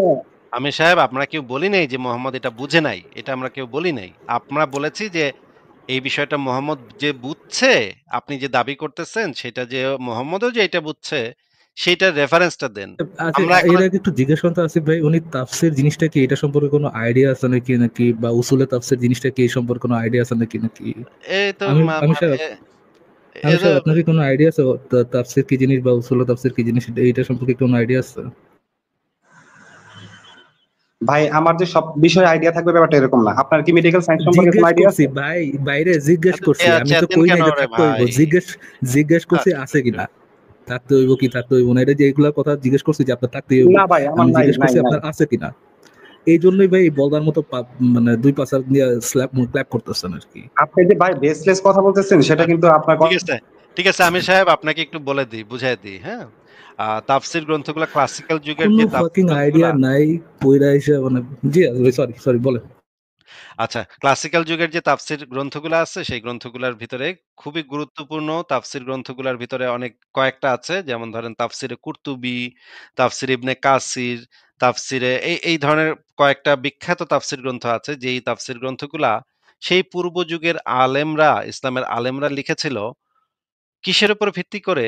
সেটা হচ্ছে যে নবী মোহাম্মদ কোরআনের এই আয়াতটা তার সাহাবীদেরকে কিভাবে বুঝায় গেছিল, বা সেই সাহাবীরা তাদের ছাত্রদেরকে কিভাবে বুঝায় গেছিল, বা তারা তাদের ছাত্রদেরকে কিভাবে বুঝায় গেছিল, সেইগুলা একত্রিত করে এই তাফসির গ্রন্থগুলাকে লেখা হয়েছে, যেই তাফসির গ্রন্থগুলোর ভিতরে সেই জিনিসগুলা জানা যায় যে এই আয়াতটা যখন নাজিল হয়েছিল কোন প্রেক্ষাপটে নাজিল হয়েছিল, এটা শানে নুজুল কি, এইটা ওই সময় নবী কোথায় ছিল, এবং তার আশেপাশে কোন কোন সাহাবীরা ছিল, তাদেরকে নবী মোহাম্মদ যখন আয়াতটা বলল এবং বলার পরে যখন তাদেরকে বুঝায় দিল, সেই যে বক্তব্যগুলা, সেই বক্তব্যগুলা আমরা পাই এই ক্লাসিক্যাল যুগের তাফসির গুলা থেকে। সেই গ্রন্থগুলাকে বলা হয় ব্যাখ্যা গ্রন্থ, কোরআনের আয়াতের ব্যাখ্যা গ্রন্থ বা তাফসির গ্রন্থ। এই তাফসির গ্রন্থগুলা, যেই তাফসির গ্রন্থগুলা নবী মোহাম্মদ এবং তার সাহাবায়ে একরাম, তাবে তাবেঈনদের বক্তব্যের উপরে ভিত্তি করে যেই তাফসির গ্রন্থগুলাকে লেখা হয়েছে, সেই গ্রন্থগুলাকে সবচাইতে শ্রেষ্ঠ তাফসির গ্রন্থ বলা হয়। এবং তাফসির করার উসুলটাও এটা যে এই কোরআনের কোনো একটা আয়াতকে ব্যাখ্যা করতে হলে প্রথমে দেখতে হবে নবী কি বলেছে, সাহাবায়ে একরাম কি বলেছে, তাবে তাবেঈন কি বলেছে, এবং চার মাযহাবের চার ইমাম কি বলেছে এই বিষয়ে, এবং হাদিস গ্রন্থের যে লেখকরা তারা এই বিষয়ে কি বলেছে, এইগুলা সমস্ত কিছু দেয়ার পরে সেই জিনিসটা একটা তাফসির, একটা মানে ভালো একটা তাফসির গ্রন্থে পরিণত হয়। এইটা হচ্ছে তাফসির করার, ব্যাখ্যা করার, কোরআনের আয়াতকে ব্যাখ্যা করার উসুল বা নিয়ম। কোরআনের আয়াতকে ব্যাখ্যা করার নিয়ম কি আবারও বলে দিই। কোরআনের কোনো আয়াতকে ব্যাখ্যা করার নিয়ম হচ্ছে নবী মোহাম্মদ সেই আয়াতটাকে তার সাহাবাদের কাছে কিভাবে ব্যাখ্যা করে গেছেন, বা সাহাবীরা তাদের ছাত্রদের কাছে, বা সেই ছাত্ররা তাদের ছাত্রদের কাছে কিভাবে ব্যাখ্যা করে গেছে, এগুলা হচ্ছে হাইয়েস্ট প্রায়োরিটি। তারপরে হচ্ছে গিয়ে চার মাযহাবের চার ইমাম, তারপরে হাদিস গ্রন্থগুলোর লেখক এবং অন্যান্য যারা স্কলার আছে, সেই প্রাচীন যুগের স্কলার, তারা এই বিষয়ে এই আয়াতটা সম্পর্কে কি বলে গেছে সেইগুলাই হচ্ছে সর্বশ্রেষ্ঠ ব্যাখ্যা। এবং নবী মোহাম্মদ নিজেও এই কথাটা বলে গেছে যে তার পরে ৪টা জেনারেশন পর্যন্ত কোরআনের যে ব্যাখ্যা, ইসলামের যে ব্যাখ্যা, সেগুলা শুদ্ধ থাকবে। ৪ জেনারেশনের পরে সেগুলা বিকৃত হওয়া শুরু করবে। পরবর্তী সময়ে যখন যুগের পর যুগ চলে যাবে তখন এগুলা আরো বিকৃত হবে, আরো দূষিত হবে ব্যাখ্যাগুলা। এটা নবী মোহাম্মদও মুসলিমদেরকে সাবধান করে দিয়ে গেছে যে পরবর্তী সময়ের যে নতুন নতুন ব্যাখ্যাকারী আসবে, নতুন নতুন কোরআন থেকে নতুন নতুন ব্যাখ্যা নিয়ে কেউ কেউ নতুন নতুন কাজ করবে, এগুলাকে বিদআত হিসেবে চিহ্নিত করে এই ধরনের মানুষদের সম্পর্কে সতর্ক পর্যন্ত করে গেছে নবী মোহাম্মদ। এখন আপনি বলতেছেন যে নবী মোহাম্মদ যেটা বুঝে নাই তার সাহাবা একরাম, আমরা এতক্ষণে বুঝে গেছি যে আপনার কাছে সেটার মতো কোনো ইয়া নাই, দেখানোর মতো কিছু নাই। তার মানে আমরা বুঝতে পারলাম যে আপনি নবী মোহাম্মদ অথবা তার সাহাবা একরাম, তাবে তাবেইন, চার মাযহাবের চার ইমাম, হাদিস গ্রন্থের লেখকগণ, অন্যান্য প্রাচীন যুগের ইসলামিক আলেমগণ সবার থেকে কারো কেউ যেই কথাটা বলে নাই সেই কথাটা আপনি বুঝছেন, যেটা নাকি একদম স্পষ্টভাবে নাকি কোরআনে বলা আছে। কিন্তু এত স্পষ্টভাবে থাকার পরেও এত বড় বড় আলেম, এত বড় বড় নবী, এত বড় সাহাবী, এত বড় তাবে তাবেইন, এরা কেউ বুঝলো না। ১৪৫০ বছর পরে আপনি আইসা সেটা বললেন যে সেটা তো একদম স্পষ্টভাবে আছে। তো এর আগে নিশ্চয়ই যদি স্পষ্টভাবে থেকে থাকে তাহলে তো নিশ্চয়ই প্রাচীন যুগের আলেমরা এটা দেখার সাথে সাথে বুঝে গেছিল। কিন্তু আমরা আপনার কাছ থেকে সেইটাই চাচ্ছিলাম যে ঠিক আছে, নবী মোহাম্মদেরও দেখাইতে পারলেন না, সাহাবা একরামও দেখাতে পারলেন না, তাবে তাবেইনও দেখাতে পারলেন না। তাহলে যেকোনো একজন প্রাচীন যুগের আলেমের লেখা থেকে আপনি আমাদেরকে দেখান যে সে আপনার এই বুঝটা বুঝছিল নবী মোহাম্মদ মারা যাওয়ার ১০০ বছরের মধ্যে কোনো একজন ইমাম, কোনো একজন আলেম আপনার বুঝটা বুঝছিল। এটা কি আপনি দেখাতে পারবেন তাহলে? বলেন। ভাইয়া আমার হচ্ছে এটা কেন দেখাইতে হইতেছে আমি জানি না। প্রথমত আপনি কি আরবির আচ্ছা, অনুবাদ সেটাও করতে আপনি পারেন না দেখাতে বাংলাতে? পারবেন না। ঠিক আর আছে, বুঝতে পারতেছি। সেটাও আপনি দেখাতে পারছেন না। ঠিক আছে, তাহলে মোহাম্মদ মারা যাওয়ার ৩০০ বছরের ভিতরে কোন আলেম যেটা আপনি বলতেছেন এটা তো একদম স্পষ্ট কোরআনে লেখা আছে। ভাই স্পষ্ট আপনি লেখা আছে। আপনি ভুল জায়গায় ভুল জিনিস আছেন আসিফ ভাই। অ্যাট ম্যাক্স উনি এটা মানে এই সম্পর্কে একটা ইউটিউব ভিডিও দেখছে। হ্যাঁ, ওই যে মানে উল্টাপাল্টা 24 একটা মানে চ্যানেল মনে হয় আছে কাইল7.com ইউটিউবে। হ্যাঁ। কাইল7.com তো ওইখানে উনি দেখা উনি মানে ভাবছে ওয়াও! পেয়ে গেছি রে, মারাত্মক ভাই। আজকে তো নাস্তিকদের একেবারে এক্সপায়ার্ডিং ইউনিভার্স কি বলা হয়েছে কোরআন শরীফে? আসুন দেখি কোরআনের ব্যাখ্যা সহ ব্যাখ্যাটি আমার পার্সোনাল নিজের। ঠিক আছে। আমরা আমির ভাই আপনাকে আরো কথা বলতে দিব। কিন্তু আমির ভাই আপনি একটু ভিডিও ক্যামেরাটা একটু অন করবেন। কারণ আমরা আপনাকে একটু দেখতে চাই। যে আপনি এত ইন্টেলিজেন্ট একজন মানুষ, এত জ্ঞানী, এত পণ্ডিত একজন মানুষ, সেটা একটু আমরা একটু দেখি। হ্যাঁ? আপনার চেহারাটা একটু দেখে তারপরে আপনার সাথে কথা বলি। ওয়াও! ফ্যান্টাস্টিক। নুরানি চেহারা দেখেই বোঝা যাচ্ছে একদম মানে খুবই নুরানি চেহারা। হ্যাঁ, বলেন তাহলে আপনার কাছে কি আমি ৩০০ ভাই বছর আমির ভাইকে প্রথমত একটু ধন্যবাদ জানাই। ধন্যবাদ আমির ভাই ক্যামেরা ওপেন করার জন্য। আপনি এমবিবিএস করতেছেন, হয়তোবা কোনো না কোনো জায়গায় ডাক্তার হবেন। আমি একটা স্ক্রিনশট নিয়ে রাখলাম। আমি আশা করি যদি কখনো বাংলাদেশে যাওয়া হয় এবং যদি আমার রাস্তায় কোনো একটা বড় ধরনের অ্যাক্সিডেন্ট হয়, আপনার মতো বুদ্ধিমান ডাক্তারের কাছে আমার জন্য না যাওয়া লাগে। আমি খোদার কাছে প্রার্থনা করব, আমি মরে যাওয়া পছন্দ করব rather than going to a doctor like you. Thank you আপনার হ্যাঁ, সহায়তা করার জন্য। আমিও এটা লিখে রেখে যাব যে এই ডাক্তারের কাছে যাওয়ার থেকে আমারে রাস্তায় পড়ে থাকতে দিও, আমারে নিও না, রাস্তা থেকে উঠায়ও না। কোনো মতেই যেন এই ডাক্তারের কাছে আমি না যাই। আমি এটা লিখে রাখবো। আমির ভাই, থ্যাংক ইউ। আপনি ক্যামেরা অন করছেন। এবার আপনি বলেন যে আপনার কাছে কোনো রেফারেন্স আছে নাকি? ভাই আমি তো আপনাকে বললাম যে এটা একটা লজিক্যাল একটা কথা, যে আপনি আমাকে উল্টা ব্লেম এটা তো দিতেছেন লজিক্যাল, যে ভাই লজিক্যাল তো বুঝেছি, সেটা লজিক্যাল বুঝেছি। কিন্তু এই লজিকটা যে নবী মোহাম্মদ বা তার সাহাবা একরামদের মধ্যে আপনার এই সিম্পল জিনিসটা আপনি যেটা একদম স্পষ্টভাবে বুঝতে পেরেছেন, যেটা আপনি একদম জেনারেল কমন সেন্স ব্যবহার করেই বুঝে গেছেন, সাধারণ লজিক ব্যবহার করেই বুঝে গেছেন। এই বুঝটা আর্লি যুগের কোন স্কলার বুঝেছিল সেইটা একটু আপনার কাছে চেয়েছি ভাই। আর আমি তো বেশি কিছু চাইনি। খুবই সিম্পল জিনিস চেয়েছি। আপনার এই বুঝটা কোন একজন আর্লি যুগের স্কলার বুঝেছিল সেটা একটু দেখান। ভাই কোরআনের আয়াতগুলা হচ্ছে সরাসরি আল্লাহর থেকে প্রেরিত ওহী। সেটা তো এখন আমরা সেটা নিয়ে তো কথা বলছি না। ওই আল্লাহ থেকে না ভাঙা আল্লাহর রেকর্ড থেকে ভাই প্রেরিত। বাজাইতেছেন সে আপনি কবে ২ টা থেকে মিনিট ভাই? কথা বলতে দেন। আপনার কি কথা শেষ আশ্চর্য, করতে আচ্ছা আশ্চর্য কথাবার্তা আচ্ছা ভাই। আচ্ছা আসিফ ভাই, আপনি হুদাই ভাই এই কোশ্চেন করতেছেন। আমি বললাম তো উনি ইউটিউব ভিডিও ছাড়া কোনো কিছু দেখায় নাই।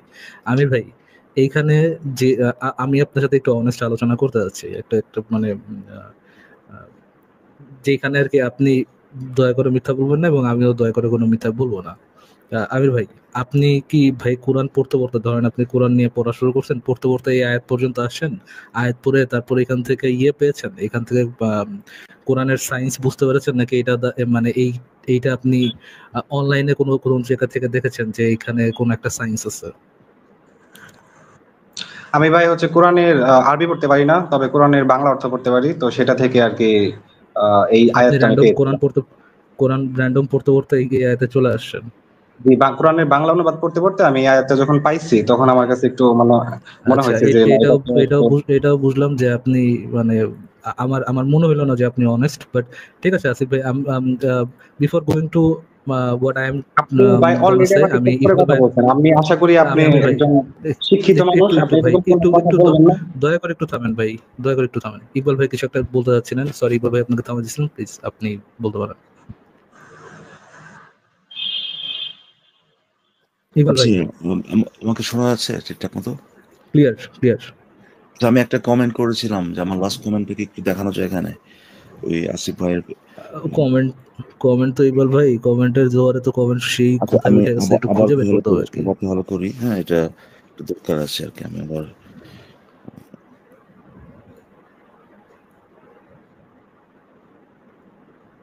আমি বোধহয় আমি খুঁজতেছি দেখি পাই কিনা আপনার এই কমেন্টটা। হ্যাঁ, না, পাইছি। ইকবাল ভাই আবার করতেছে এ কমেন্ট। ও না, এটা? ডার্ক এনার্জির আগেও না এর হ্যাঁ, আগেও একটা কমেন্ট ছিল। হ্যাঁ, এটাই ভাই, এটাই। হ্যাঁ, এটাই। আচ্ছা, ইয়ে ভাই, এই কিছুর নাম ওনার আমির। আমির ভাই, এই যে আমার যে কমেন্ট এখানে কি লেখা আছে ভাই? আমির ভাই, হ্যাঁ ভাই শুনতে বলেন। পাচ্ছেন? এই যে এখানে একটা কমেন্ট শো করা আছে, হাইলাইট করা আছে এখানে সেই কমেন্টে কি লেখা ভাই? ওই ভাই আপনার আহ, এখানে তো অনেকগুলো কমেন্টসই আছে ভাই। না, ওই স্ক্রিনে দেখেন আপনার যে স্ক্রিনের দিকে তাকান, একটা কমেন্ট হাইলাইটেড করা আছে, এই কমেন্টটাতে কি লেখা সেটাই জানতে চাচ্ছে। স্ক্রিনের দিকে ভাই আমি কোনো কমেন্ট দেখতে পাচ্ছি না। What? আপনি ভাই বলেন, সমস্যা নাই। কমেন্টসটা আপনি পড়ে বলেন। কমেন্টস ভাই, এটার মধ্যে একটা পয়েন্ট মেক করার চেষ্টা করছি। আপনি দেখেন, আপনি যেখানে আছেন, হ্যাঁ, উপরে দেখতে পাচ্ছেন না আপনার এই যে চারটা যে ব্লক, এর আসিম মুহিউদ্দিন, ফরাজ অর্ণব, ইকবাল এম, এই এবং আপনার নামে যে ইয়েটা আর কি, আপনার ব্লক গুলো আছে, সেখানে একটা নিচের দিকে বাম দিকে দেখেন একটা কমেন্ট হাইলাইট করা আছে ইকবাল রাজা নামে, লেখা আছে ডার্ক এনার্জি, দেখছেন? জি জি, এখানে ডার্ক এনার্জি লেখা দেখতে পাচ্ছি শুধু। আচ্ছা আচ্ছা, গুড, ডার্ক এনার্জি লেখা থাকে এখানে। যে এটা, এই যে ডার্ক এনার্জি, এখানে যে ডার্ক এনার্জি লেখা আছে, এটা কেমনে বুঝলেন ভাই? এই যে এখানে বাম পাশে লেখা দেখতে পাচ্ছি আপনার লেখাই আছে নামের। ডার্ক এনার্জি, লেখাই আছে ডার্ক এনার্জি। মানে আপনি এটা, মানে আপনার বুঝে নিতে হয় না, লেখাই আছে স্পষ্ট করে, তাই না? এখন ডার্ক এনার্জি কি সেটা কি আপনি জানেন? ভাই সেটা তো আমি কি, জানি। এটা আমার জানার দরকার নাই তো রে ভাই। কোরআনে আয়াতে কি ভাই বলা হয়েছে সেটা সম্পর্কে আরে কি ভাই, আলোচনা কি করা হয়েছে সেটা তো আমি জানি। কি ভাই কাম ডার্ক ডাউন, এনার্জি কি, এটা নিয়ে কাম তো, ডাউন, এটা নিয়ে আস্তে তো কথা বুঝায় দেন। বলতেছি না রে ভাই। এখানে কি তাহলে আপনি স্পষ্ট, আমাকে প্রশ্ন করলেন কেন? ভাই এখানে কি স্পষ্ট করে লেখা আছে কিনা ডার্ক এনার্জি? জি জি, লেখা আছে।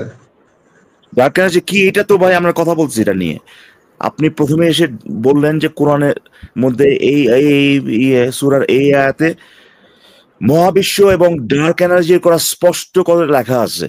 আপনি বলেন নাই প্রথমে আসলে, যে এটাই বলছিলাম যে আসিফ ভাই আপনারা তো একটু ভুল করতেছেন। পরে যদিও আপনি বলছেন যে উনি কিন্তু বলেন না যে ভাই আমরা এটা বুঝতে পারছি ওই আয়াত থেকে। সে বলছে যে কোরআনের এই আয়াতের অত নম্বর কি যেন, সূরার এত নম্বর আয়াতে মহাবিশ্ব এবং ডার্ক এনার্জির কথা স্পষ্ট করে লেখা আছে বা স্পষ্ট করে বলা আছে। এখন আমি জাস্ট ওই আয়াতটা একটু দেখতে চাই, যে এই যে স্পষ্ট করে যে লেখা আছে এখানে আমার কমেন্টে, এরকম আপনি বলতেছেন স্পষ্ট করে, মানে আপনার বোঝার দরকার নাই, স্পষ্ট করে ডার্ক এনার্জির কথা ওই আয়াতেই লেখা আছে, রাইট? ভাই হ্যাঁ, ডার্ক উনি এনার্জির বলেছেন, কথা, উনি ডার্ক বলেছেন এনার্জির কথা লেখা নাই, তবে শক্তির কথা বলা হয়েছে, কিন্তু তাহলে মহাবিশ্ব ভাই ভাই ভাই, অন্তঃকরণের ডার্ক কথা এনার্জির কথা সরাসরি না লেখা। লেখা থাকলে তা আপনি কেন বলছিলেন ডার্ক এনার্জির কথা স্পষ্ট করে লেখা আছে? ডার্ক এনার্জির কথা স্পষ্ট করে লেখা আছে, এটা আমি কখন বলছি? এটা বলে নাই ভাই। বলেছিলেন, কখন বলছি হ্যাঁ। আপনি বলেন? আপনি আমার আমাকে কথা একটু সবাই শোনান শুনলাম যে ভাই। আপনারা তো লাইভে গিয়ে সবসময় শোনান, যেটা আমি বলছি কিনা আপনি একটু দেখাইতে পারবেন যে কখন ডার্ক এনার্জির কথা বলছি? আপনি ডার্ক এনার্জি, উনি ডার্ক এনার্জির কথা বলেন নাই ভাই। আপনি দেখান বললে। ডার্ক না এনার্জির জেনে কথা কথা বলছেন বলেছেন কেন? ফেসবুক। না না, সেটা আচ্ছা আপনি ফারাজ ভাই, সেটা কি আপনি দেখাইতে পারবেন? আপনি লাইভ রিভার্স করে। আচ্ছা, ইয়া ভাই, আমি তাহলে একটু কনফার্মেশন নেই আপনার থেকে। যদি আমি এটা দেখাইতে পারি, যদি হাইপোথেটিক্যাল সেন্সে যদি আমি এটা দেখাইতে পারি, আমি কি আপনার অনুমতি নিয়ে মোহাম্মদকে 5 মিনিট গালিগালাজ করতে পারবো? যদি অবশ্যই আমি আপনাকে এই দেখাইতে পারি। পারমিশন দেওয়া হবে। আপনি যদি দেখাইতে পারেন যে আমি ডার্ক এনার্জির কথা মেনশন করছি, আপনি পারমিশন আমাকে 10 মিনিট গালি দিন, আবার 5 মিনিট বাড়ায় দেওয়া হলো। না, না, না, আপনাকে না, আপনাকে গালি আপনাকে দিবে না, না আপনার কেউ। নবীকে, আপনার নবীকে ভাই। আপনাকে কেউ গালি দিবে না ভাই। আপনাকে আপনার গালি দেওয়ার গালিতে মতো কি করবোটা কাম? কি ভাই? আপনি তো আমার কাছে ম্যাটার করেন না। আপনারা তো ভাই নবীকে গালি দেন, আজকে তো নতুন না আপনাদের কাছে এটা যে আপনি নতুন আপনাকে কোনো কিছু। মানে আপনার অনুমতি সহ দিব, যদি আমি দেখাই যে আপনি এখানে ডার্ক এনার্জির কথা বলেছেন, আপনার অনুমতি সহ আমি নবীকে 5 মিনিট গালি দিতে পারবো কিনা সেটা জিজ্ঞেস করছি। ভাই আমার যতটুকু মনে পড়ে আমি এই ধরনের কোনো কথা বলি নাই। এখন এখন মনে পড়ে কি? এখন আবার মনে পড়ে আসলো কেন? কারণ একটু আগে, হচ্ছে ভাই, একটু এটা আগে, এটা এটা আমি আচ্ছা, এই জন্যই একটু বলতেছি আগে কারণ হচ্ছে ভাই, সে আমার নবীকে গালি দিতে চাচ্ছে, একটু তো এই জিনিসটা না, না, একটু আগে আমির ভাই, গলাবাজি যে করছে ভাই, বুঝছেন, গলাবাজির ইয়েটা করে পড়ে গেল।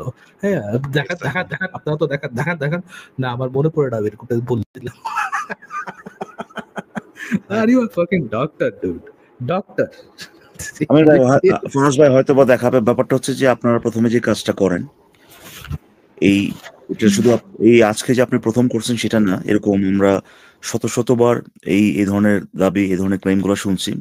আপনাদের মতো মুমিন এসে প্রথমে দাবি করে যে যে জিনিসটা আপনি বুঝতে পারছেন বা আপনার কাছে মনে হয়েছে যেখানে লেখা আছে, সেটাকে প্রথমে বলেন যে সেই জিনিসটা কোরআনের ওই আয়াতে স্পষ্ট করে বলা আছে, স্পষ্ট করে লেখা আছে, যেটা কিনা একটা পুরোপুরিভাবে একটা মিথ্যা একটা দাবি।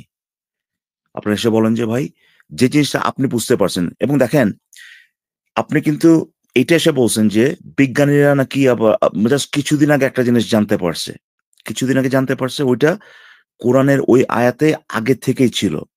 এখন আপনি যদি এটা বলেন যে ওই আয়াতে থেকে আমরা যেটা বুঝতে পারতেছি সেইটা এক কথা, কিন্তু ওই কোরআনের আয়াতে বিজ্ঞানীরা যেটা বুঝতে পারছে এখন, সেটা আগে থেকেই ছিল, এটা তো আপনাকে দেখাইতে হবে, তাই না?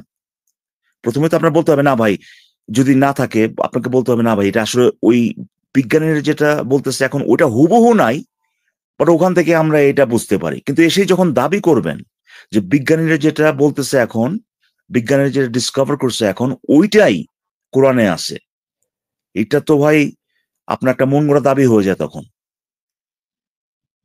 আপনি তো সেই কাজটা করছেন এবং আপনারা এই কাজটা সবসময় করেন, এবং আমরা যখনই সেই আয়াতে যাই, আপনি কি বুঝতে পারছেন কি বুঝতে পারেন নাই সেটা তো ভাই পরের কথা। প্রথমেই গিয়ে দেখি যে ভাই আপনি যেটা দাবি করছেন ওইটা আসলে সেখানে নাই। এরপরে শুরু হয়ে যায়, না ভাই এই শব্দের অর্থ ওইটা, ওই শব্দের অর্থ এইটা, এইভাবে করে ওইভাবে করে, এইভাবে যদি ডান দিকে থেকে দেখেন বাম দিকে দেখেন, তাহলে পরে এরকম এরকম মনে হয় যেটা বিজ্ঞানের সাথে মিলে যায়। এইটা আচ্ছা একদম আসিফ ভাই, আমি পাইছি, একটু দেখান তো, শোনা যায় নাকি আসিফ ভাই? এখানে ডার্ক এনার্জি এবং মহাবিশ্ব সম্প্রসারণের কথা স্পষ্টভাবে বলা হয়েছে। আচ্ছা, হ্যাঁ ফারাজ ভাই শোনা গেছে। আবার একটু শুনুন তাহলে, আবার একটু শুনুন। ডার্ক এনার্জি এবং মহাবিশ্ব সম্প্রসারণের কথা স্পষ্টভাবে বলা হয়েছে। আচ্ছা আচ্ছা, কি হলো ভাই এখন আমির ভাই?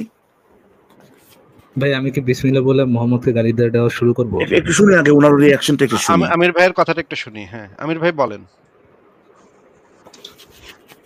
জি ভাই, আমি আপনাকে প্রথমে বলে নিচ্ছি যে এখানে আমি বলছি যে এখানে মহাবিশ্ব সম্প্রসারণের কথা বলা হয়েছে, কিন্তু ডার্ক এনার্জি কথাটা আমি কেন মেনশন করছি আপনি তো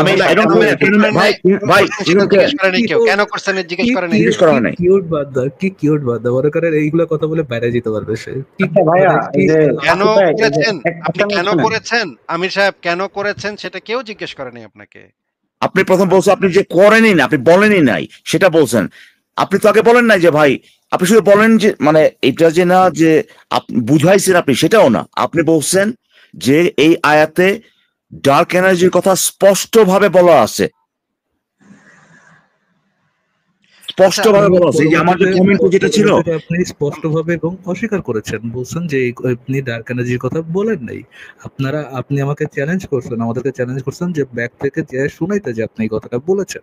নাও ইউ আর এক্সপ্লেইনিং যে আপনি কেন এই কথাটা বলেছিলেন। ফারাজ ভাই মানে এমন কনফিডেন্টলি সে করছে, আমি নিজেই থতমত খাই গেলাম যে ভাই কোন লাইভ শুনলাম আবার এটা আমি, হ্যাঁ যে আদৌ শুনছি। আমির ভাই আমার একটা কথা শুনেন ভাইয়া। You can be the smartest people আপনার গ্রুপের মধ্যে, যে আপনার এলাকার টমের দোকানে যারা রাতে বসে বসে আড্ডা দেন, চা খান, ওইখানে you can be the smartest people, এবং আপনি রিয়েল লাইফে অনেক স্মার্ট হইতে পারেন। But when it comes to religion, trust me on this, you are a dumb fuck. এবং আপনি যেটা করতেছেন, এই যে আলোচনাটা করতেছেন, সেই আলোচনাটা শুধুমাত্র ডাম ফাকেরগিরি হচ্ছে না, একটা ডিসঅনেস্ট আলোচনা হচ্ছে ভাই। এই কাজটা করে আপনি চেহারা দেখাইছেন, একটু আগে আপনি কিন্তু চেহারা দেখিয়েছেন, এবং আপনি মানে আপনার এখানে লেখা যে আপনি এমবিবিএস করতেছেন ডিইউ থেকে। তো এই কাজগুলো করে, এই কথাগুলো বলে আপনার মান সম্মানগুলো আরো ছোট করে না। আপনি এই কাজটা করছেন, ফাক আপ করছেন, যে বলেন যে ভাই আমার সরি, প্লিজ আমার গালি দিবেন না।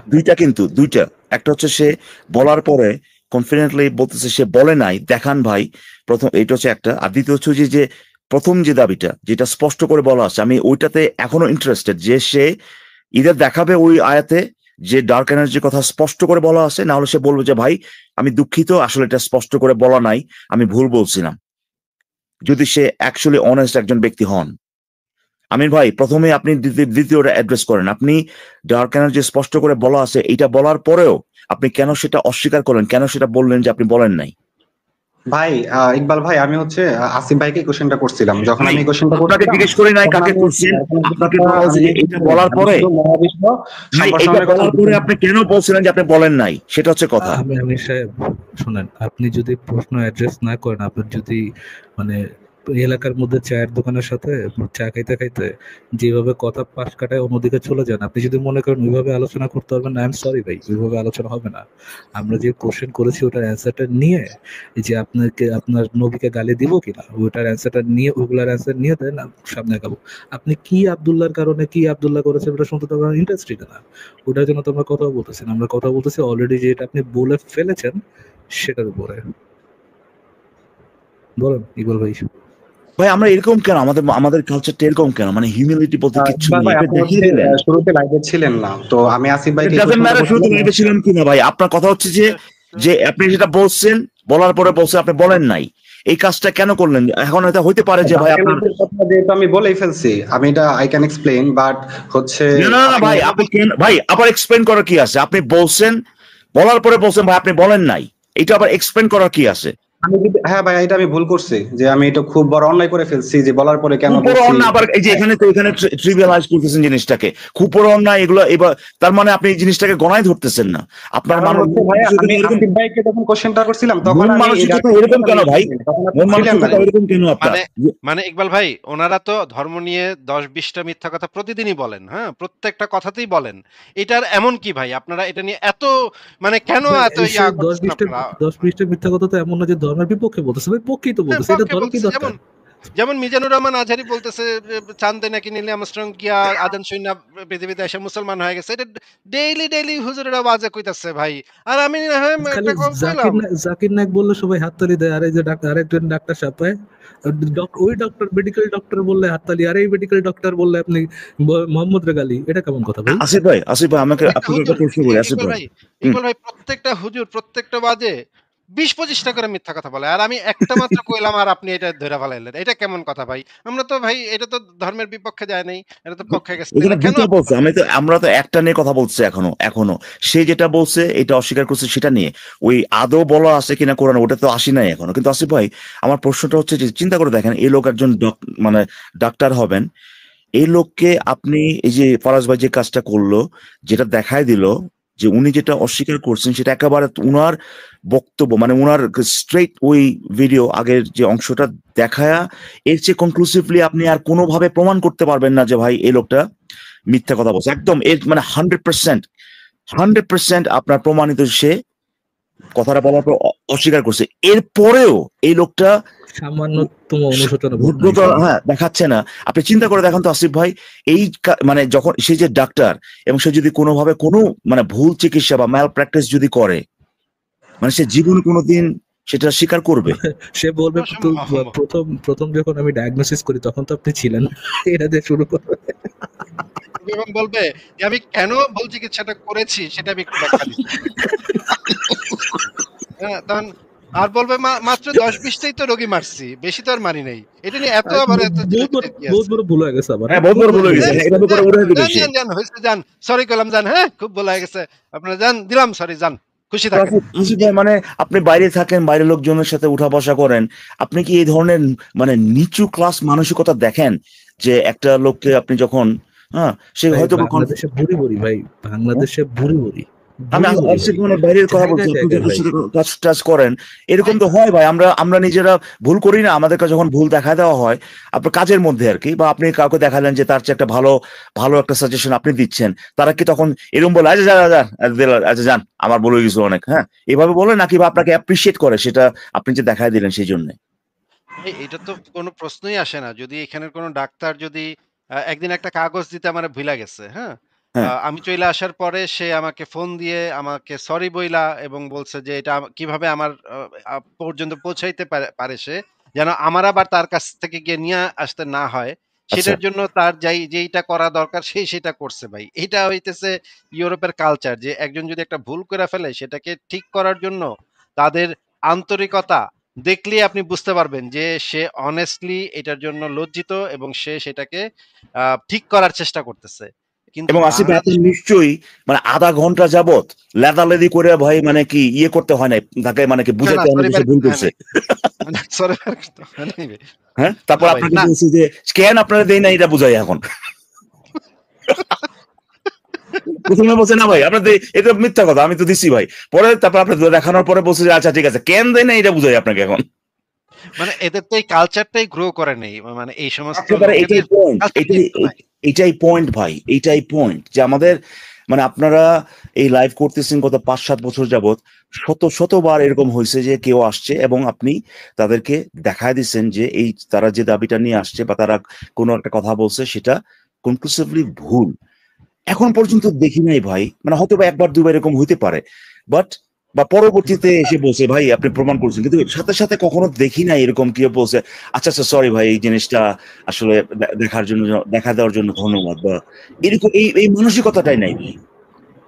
ইকবাল ভাই চিন্তা করেন, মানে এখনো কিন্তু আমরা আয়াতে যাইতে পারিনি, যাওয়ার আগেই মানে তার এই অবস্থা। যে অনেস্টির এই অবস্থা। হ্যাঁ, আয়াতে আচ্ছা গেলে ঠিক তো আছে, তাহলে ভাই আমির ভাই আয়াতে যাইতে হলে আয়াতে এখন বলবেন কি যে স্পষ্ট করে ডার্ক এনার্জির কথা লেখা আছে কিনা? আপনি যেহেতু বলছিলেন যে স্পষ্ট করে বলা আছে ডার্ক এনার্জির কথা। একটা ছোট কথা বলে দিই ভাই। আমির ভাইয়া, আপনারে আমি মাফ করে দিলাম জান ভাই, আমার যে প্যারাটা দিলেন আপনার এই বুলশিট আবার বাই করে শোনানোর জন্য, যে এটা যে প্যারাটা দিলেন ওটার জন্য আমি আপনারে মাফ করে দিলাম জান ভাই। আপনার নবী মানে আপনাকে আর আপনার পেডোফাইল নবীরা যে গালি দেওয়ার কথা ছিল, ওই গালি থেকে আমি আপনারে মাফ করে দিলাম। সে আবার এগ্রি করছে যে দিতে পারেন। হ্যাঁ, চিন্তা করে দেখেন ভাই, সে কিন্তু আবার ওই আচ্ছা, ইকবাল ভাই ওইটাতে না যাওয়ার বুঝে আগে নাই, আমি মনে করছে তারে গালি দিব। ইকবাল ভাই ওইটাতে যাওয়ার আগে আমরা একটু শ্যাডো অফ ডক্টর ওনার সাথে একটু ১ মিনিট একটু কথা বলে নিই।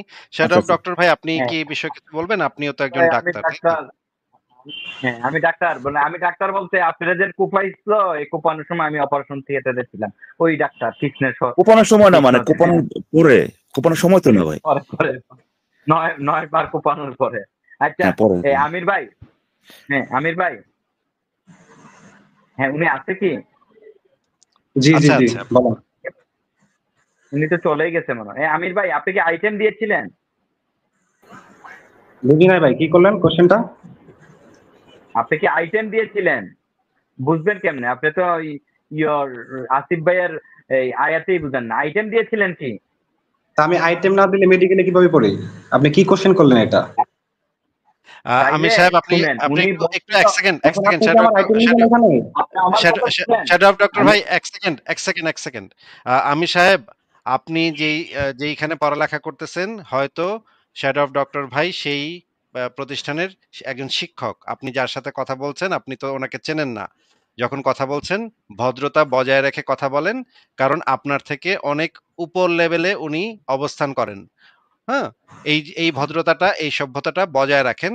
কথার টোন ঠিকভাবে রেখে ওনার সাথে কথা বলেন। আপনি তো যেহেতু ওনাকে তো এখনো চেনেন না, উনি কে আপনি জানেন না। হয়তো যেতে পারে যে আপনি যে ডিপার্টমেন্টে পড়ালেখা করতেছেন, সে সেই ডিপার্টমেন্টের ডিন। এইটা মনে রেখে ওনার সাথে কথা বলেন। হ্যাঁ, শ্যাডো অফ ডক্টর ভাই বলেন। আমির ভাই, আমি বলি, আপনি যখন একটা গ্রেজ অ্যানাটমির রেফারেন্স দিবেন, অবশ্যই এই রেফারেন্সটা টানার আগে ওইটার প্রুফ চাইবেন। আসিফ ভাই ওইটাই আপনাকে বলছিল, নবীজি যেন এটা বলছে, অন্য সাহাবী কিংবা তাবেন এটা কি মেনে নিছিল নাকি? মানে এটা উনি বলছে, এটা সত্য না মিথ্যা, এই রেফারেন্সটাই উনি চাচ্ছিল। আসিফ ভাই, আমি ওইটা বলি নাই? ভাই আমার হ্যাঁ, এটার জন্য হচ্ছে রেফারেন্স কেন লাগবে? আপনি বলছেন, নবীজি বলছে আচ্ছা শ্যাডো অফ বিগ ডক্টর ভাই, ব্যাং আমি এটার জন্য রেফারেন্স কেন লাগবে? সে হ্যাঁ, বলছে বলতে এটা। পারছেন হয়তো সে বলছে যেটা এটা সায়েন্সের সাথে এটা রিলেটেড, এটার জন্য রেফারেন্সের প্রয়োজন নাই তো।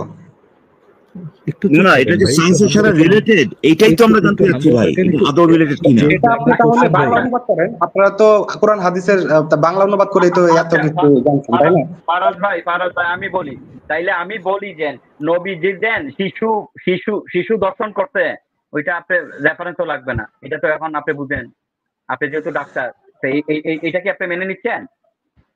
শ্যাডো অফ ডাক্তার ভাই, আপনি কি শুরু থেকে ছিলেন এখানে লাইভে? আমি পুরাটাই লাইভ শুনেছি আমি আসিফ একেবারে ভাইকে start প্রথমে থেকে কোশ্চেন করছিলাম যে হচ্ছে কোরআনে হচ্ছে বিজ্ঞানময় এরকম কিছু আছে, আপনি কি এটা বিশ্বাস করেন কিনা? সে আমাকে সরাসরি এক্সপ্লেন উনি করতে, সে এরকম কিছু দেখে নাই। না উনি আমি এই বিজ্ঞান কাকে স্পেসিফিক বলে এই সব আয়াতটা নিয়ে ডিটেইলস কথা আপনাকে বলতেছি। বুঝাই বলছে। আপনি কাইন্ডলি অন্য কোনো বিষয়ে আমার সাথে কথা বলবেন না এখন। আপনি যদি কথা বলার থাকে আয়াত বের করেন, আপনি আয়াত নিয়ে কথা বলি, ডিসকাস করি। আপনি এখন আয়াতই বের করতে উনি পারেন না। আমি ডার্ক এনার্জির কথা কেন বলছিলাম বিজ্ঞান, সেটা আমি আয়াত থেকে প্রমাণ করে দিব, বের করেন। না আপনি ডার্ক আপনি এনার্জি তো কথা বলছেন বলে বলেন নাই। অস্বীকার করছেন তো রে ভাই। ভাই হ্যাঁ, আমি আপনি তো আমি অস্বীকার আসিফ করছেন। ভাইকে কোশ্চেন করার সময় বলি নাই, সেজন্য না করছি। আসিফ না না ভাইকে না না যখন না, কোশ্চেন আপনি করছিলাম, আসিফ ভাই কোশ্চেন করে সেই জন্য না করছেন, মানে চাপাবাজি কেন করেন? আপনি বলছেন বলেন নাই, কিন্তু আচ্ছা ঠিক আছে, আপনি ইকবাল সেখানে আপনি কেন তখন বলছেন? ছিলেন না ভাই। ভাই আমির আমি ভাই, আমি শুনেই তো আসছি এখানে, আমার কথাটা শুনেন। আপনি এখানে দিয়ে কেমনে বলছেন, কেন বলছেন, এগুলো পরে হবে। আগে প্রথমে যে কথাটা বলছিলেন যে ডার্ক এনার্জির কথা স্পষ্ট করে বলা আছে, আপনি দেখাবেন। ওই যে আমি আপনাকে একটা কমেন্ট দেখাছিলাম, মনে আছে? সেখানে তো কোনো ডাউট ছিল না, কোনো অ্যাম্বিগুইটি ছিল না যে ডার্ক এনার্জির কথা বলা আছে না কি বলা আছে। কমেন্টে একেবারে স্পষ্ট করে লেখা ছিল ডার্ক এনার্জি। আপনি দেখাবেন ওই আয়াতে স্পষ্ট করে ডার্ক এনার্জির কথা বলা আছে। যদি না বলা থাকে বলবেন ভাই দুঃখিত ভাই, স্পষ্ট করে বলা নাই, বাট আমরা এখান থেকে বুঝতে পারি ডার্ক এনার্জির কথা। আগে ওই জিনিসটা কনসিড করবেন, তারপরে আমরা জানতে যাবো কেন ডার্ক এনার্জির কথা বলছেন। আগে ওই আমাকে এটা আয়াতটা, কেন বলতে হবে? এখানে মহাবিশ্ব ভাই সম্প্রসারণের কথা বলা আগে হয়, আয়াত তাহলে কি না ভাই, ভাই মহাবিশ্ব সম্প্রসারণের ভাই প্রশ্ন ভাই আপনি বলছেন স্পষ্ট করে বলা আছে, এখানে স্পষ্ট এরকম করে কিছু ভাই, স্পষ্ট করে বলা আছে, স্পষ্ট করে বলা আছে, এটা দেখাবেন। স্পষ্ট করে ডার্ক এনার্জির কথা বলা আছে, এটা প্রথমে দেখাবেন। ওই আয়াতে কোন অনুবাদ আনতে হবে বলেন। আমি আই গেস আমি ওনার ইয়েটা বুঝতে পারছি। ওইখানে যেহেতু মহাবিশ্বের সম্প্রসারণের কথা বলা আছে, এবং যেহেতু আমরা জানি মহাবিশ্বের সম্প্রসারণের পিছনে ডার্ক এনার্জি, ডার্ক ম্যাটারের একটা ইম্প্যাক্ট আছে, সেহেতু এখানে আয়াতের মধ্যে ডার্ক এনার্জির কথা কিন্তু বলা সেটা তো আছে। বুঝ হইলো ভাই, ডার্ক এনার্জির কথা তো স্পষ্ট করে বলা নাই সেখানে। স্পষ্ট করে তো বলা নাই, সেটা বুঝ হলো, তাই না? বুঝে যখন যাব তখন আমরা দেখবো যে এই বুঝটা আদৌ সেই আয়াতের সাথে সম্পর্কিত কিনা। সেটা কিভাবে বুঝবো? দেখবো যে মুহাম্মদে কি বুঝতে পারছিল, তখন সেখানে কিন্তু যাবো। কিন্তু তেলে তেলে তো ফারাজ ভাই, আমরা যে আজকে এই লাইভটা করব এটাও তো কোরআনে বলা আছে, কারণ মহাবিশ্বের যদি সম্প্রসারণ না হইতো তাহলে তো আর আমরা এখানে লাইভটা করতে পারতাম না। আমি যদি আপনার এই জন্মের বুঝটা কথা তো বুঝি, লেখা আছে। মানে আমি যদি এই এটা বুঝটা এটা বুঝি, একটু শেষ এটা করি ঠিক ভাই, অ্যানালজি হইলো না, এটা একটু এটা শেষ করি জি ভাই, একটু শেষ করি ভাই, একটু শেষ করি ভাই। যদি আমি এই বুঝটা এখন বুঝি, বা মানে কলিমুদ্দিন যদি এই বুঝটা আজকে বুঝে যে এই মহাবিশ্ব, এই পৃথিবী সৃষ্টি হওয়া এবং মানে আসিফ মহিউদ্দিনের জন্ম হওয়া এবং আসিফ মহিউদ্দিনের লাইভ করা, এগুলা সবই মহাবিশ্বের সম্প্রসারণের পরেই তো, এটার সাথে সম্পর্কিত দেখেই তো এই জিনিসগুলো হয়েছে। এখন কেউ যদি এটা বুঝে যে আজকে আমি লাইভ স্ট্রিম চালু করব, এটাও কোরআনে লেখা আছে, সে বুঝছে এখান থেকে সম্প্রসারণ দেখে সে এটা বুঝছে, তাহলে তার কথাটা কেন ভুল হবে সেটা একটু বলেন। সম্প্রসারণ না হলে তো হইতোই না সেটা ভাই, তাই না? তো ওইখানে ভাই মানে বিষয়টা উনি যেভাবে মিলাইছে আর কি, সম্প্রসারণের পিছনের মেকানিক্স যেগুলো মানে ন্যাচারাল মেকানিক্স যেগুলো কাজ করে, সেটা যেহেতু মানে ওই মেকানিক্সে কাজ করে, তাহলে কোরআনে ওই কথাই বলা। মানে হ্যাঁ। আল্লাহ মহাবিশ্ব সম্প্রসারণ করছে, মহাবিশ্ব সম্প্রসারণের পিছনের মেকানিক্স হচ্ছে কি আপনার ডার্ক ম্যাটার, ডার্ক এনার্জি। সুতরাং কোরআনের ওই আয়াতে ডার্ক ম্যাটার বা ডার্ক এনার্জির কথা বলা হয়েছে, এটা হচ্ছে ওনার কনক্লুশন। রাইট, কিন্তু কিন্তু ভাই অ্যাকচুয়ালি তো মানে বলা নাই, তাই না এটা ফরাজ ভাই? এটা তো আসলে তো বলা অ্যাকচুয়ালি নাই। বলা, জি এখানে তো অবশ্যই মানে অ্যাকচুয়ালি বলা নেই। আপনি যে ন্যাচারাল মেকানিক্স গুলা কাজ করে, সেটা যে সেটা সম্পর্কে যে মোহাম্মদের কোনো আইডিয়া ছিল, আপনার এখানে যে মহাবিশ্ব বলে কোনো কিছু বলা হয়েছে, এখানে সম্প্রসারণ করা বলতে উনি যে সম্প্রসারণ বুঝছে, মানে উনারা যে সম্প্রসারণের কথা ইমাজিন করছে, সেই ইমাজিন মানে বা যে সম্প্রসারণ বলতে যে জিনিসটা বুঝতো, আর মডার্ন সায়েন্টিস্টরা সম্প্রসারণ বলতে যে জিনিসটা বুঝেন, আকাশের সম্প্রসারণ এবং মহাবিশ্বের সম্প্রসারণ দুইটা জিনিস যে এক, সেই জিনিসটাও দেখাইতে হবে। আপনি যেগুলো করতেছেন ভাই, সেগুলো হচ্ছে মানে একটা জাম্পিং টু কনক্লুশন, আপনি কনক্লুশনে জাম্প করতেছেন, কিন্তু আপনার মানে প্রেমিসের সাথে কনক্লুশনের ফার ফার ফার কোনো নাই, কানেকশন নাই। তাই আপনি ফেইথ দিয়ে লাভ দিতেছেন। এই কাজগুলা ভাই মানে আপনি যে কাজগুলো করতেছেন, এগুলা একটা হিন্দু ব্যক্তিও তার থেকে দেখাইতে পারে, তার তার স্ক্রিপচার থেকে দেখাইতে পারে, একজন খ্রিস্টান দেখাইতে পারে, যে কেউ দেখাইতে পারে। ওই যে আপনার কি এবং জানো, ওই যে হনুমান নাকি তার গলা, ওটা আপনার একটা ফর অর্গান। এক্সাম্পল ইকবাল ভাই, যে জগৎটাকে দেখবো আজ আপন হাতের মুঠোয় পড়ে, হ্যাঁ, এইখানে যদি এটা যদি কোনো রিলিজিয়াস টেক্সটের আন্ডার হইতো, ভাই এই যে মুঠোয় পড়ে মানে কি, এখানে মোবাইলের কথাই বলা হয়েছে ভাই, সেলফোনের কথা। আমাদের নবী কাজী নজরুল ইসলাম সাল্লাল্লাহু আলাইহি সাল্লাম উনি বহু আগে মোবাইলের বলে কথা বলে গেছেন। গেছেন, কিন্তু মানে তারপরও আপনি সেটা তো বলতেছেন যে যদি এভাবে বলেন তাহলে আপনি বলতে পারেন। আমি বলতেছি হিন্দুরা অলরেডি দাবি করতেছে যে আপনার অর্গান ট্রান্সপ্লান্ট, তারপর ধরেন আপনার ওই যে কি কার কার শরীরের মধ্যে কার মাথা বসায় দিচ্ছে, এরকম একটা আছে না তাদের গড ওটাই নাকি? ওটাই মানে কি জানি ওটার নাম, গণেশ গণেশ গণেশ গণেশ হ্যাঁ, দেব ওটা নাকি আপনার বিশ্বের প্রথম কি বলে আপনার এই সার্জারি।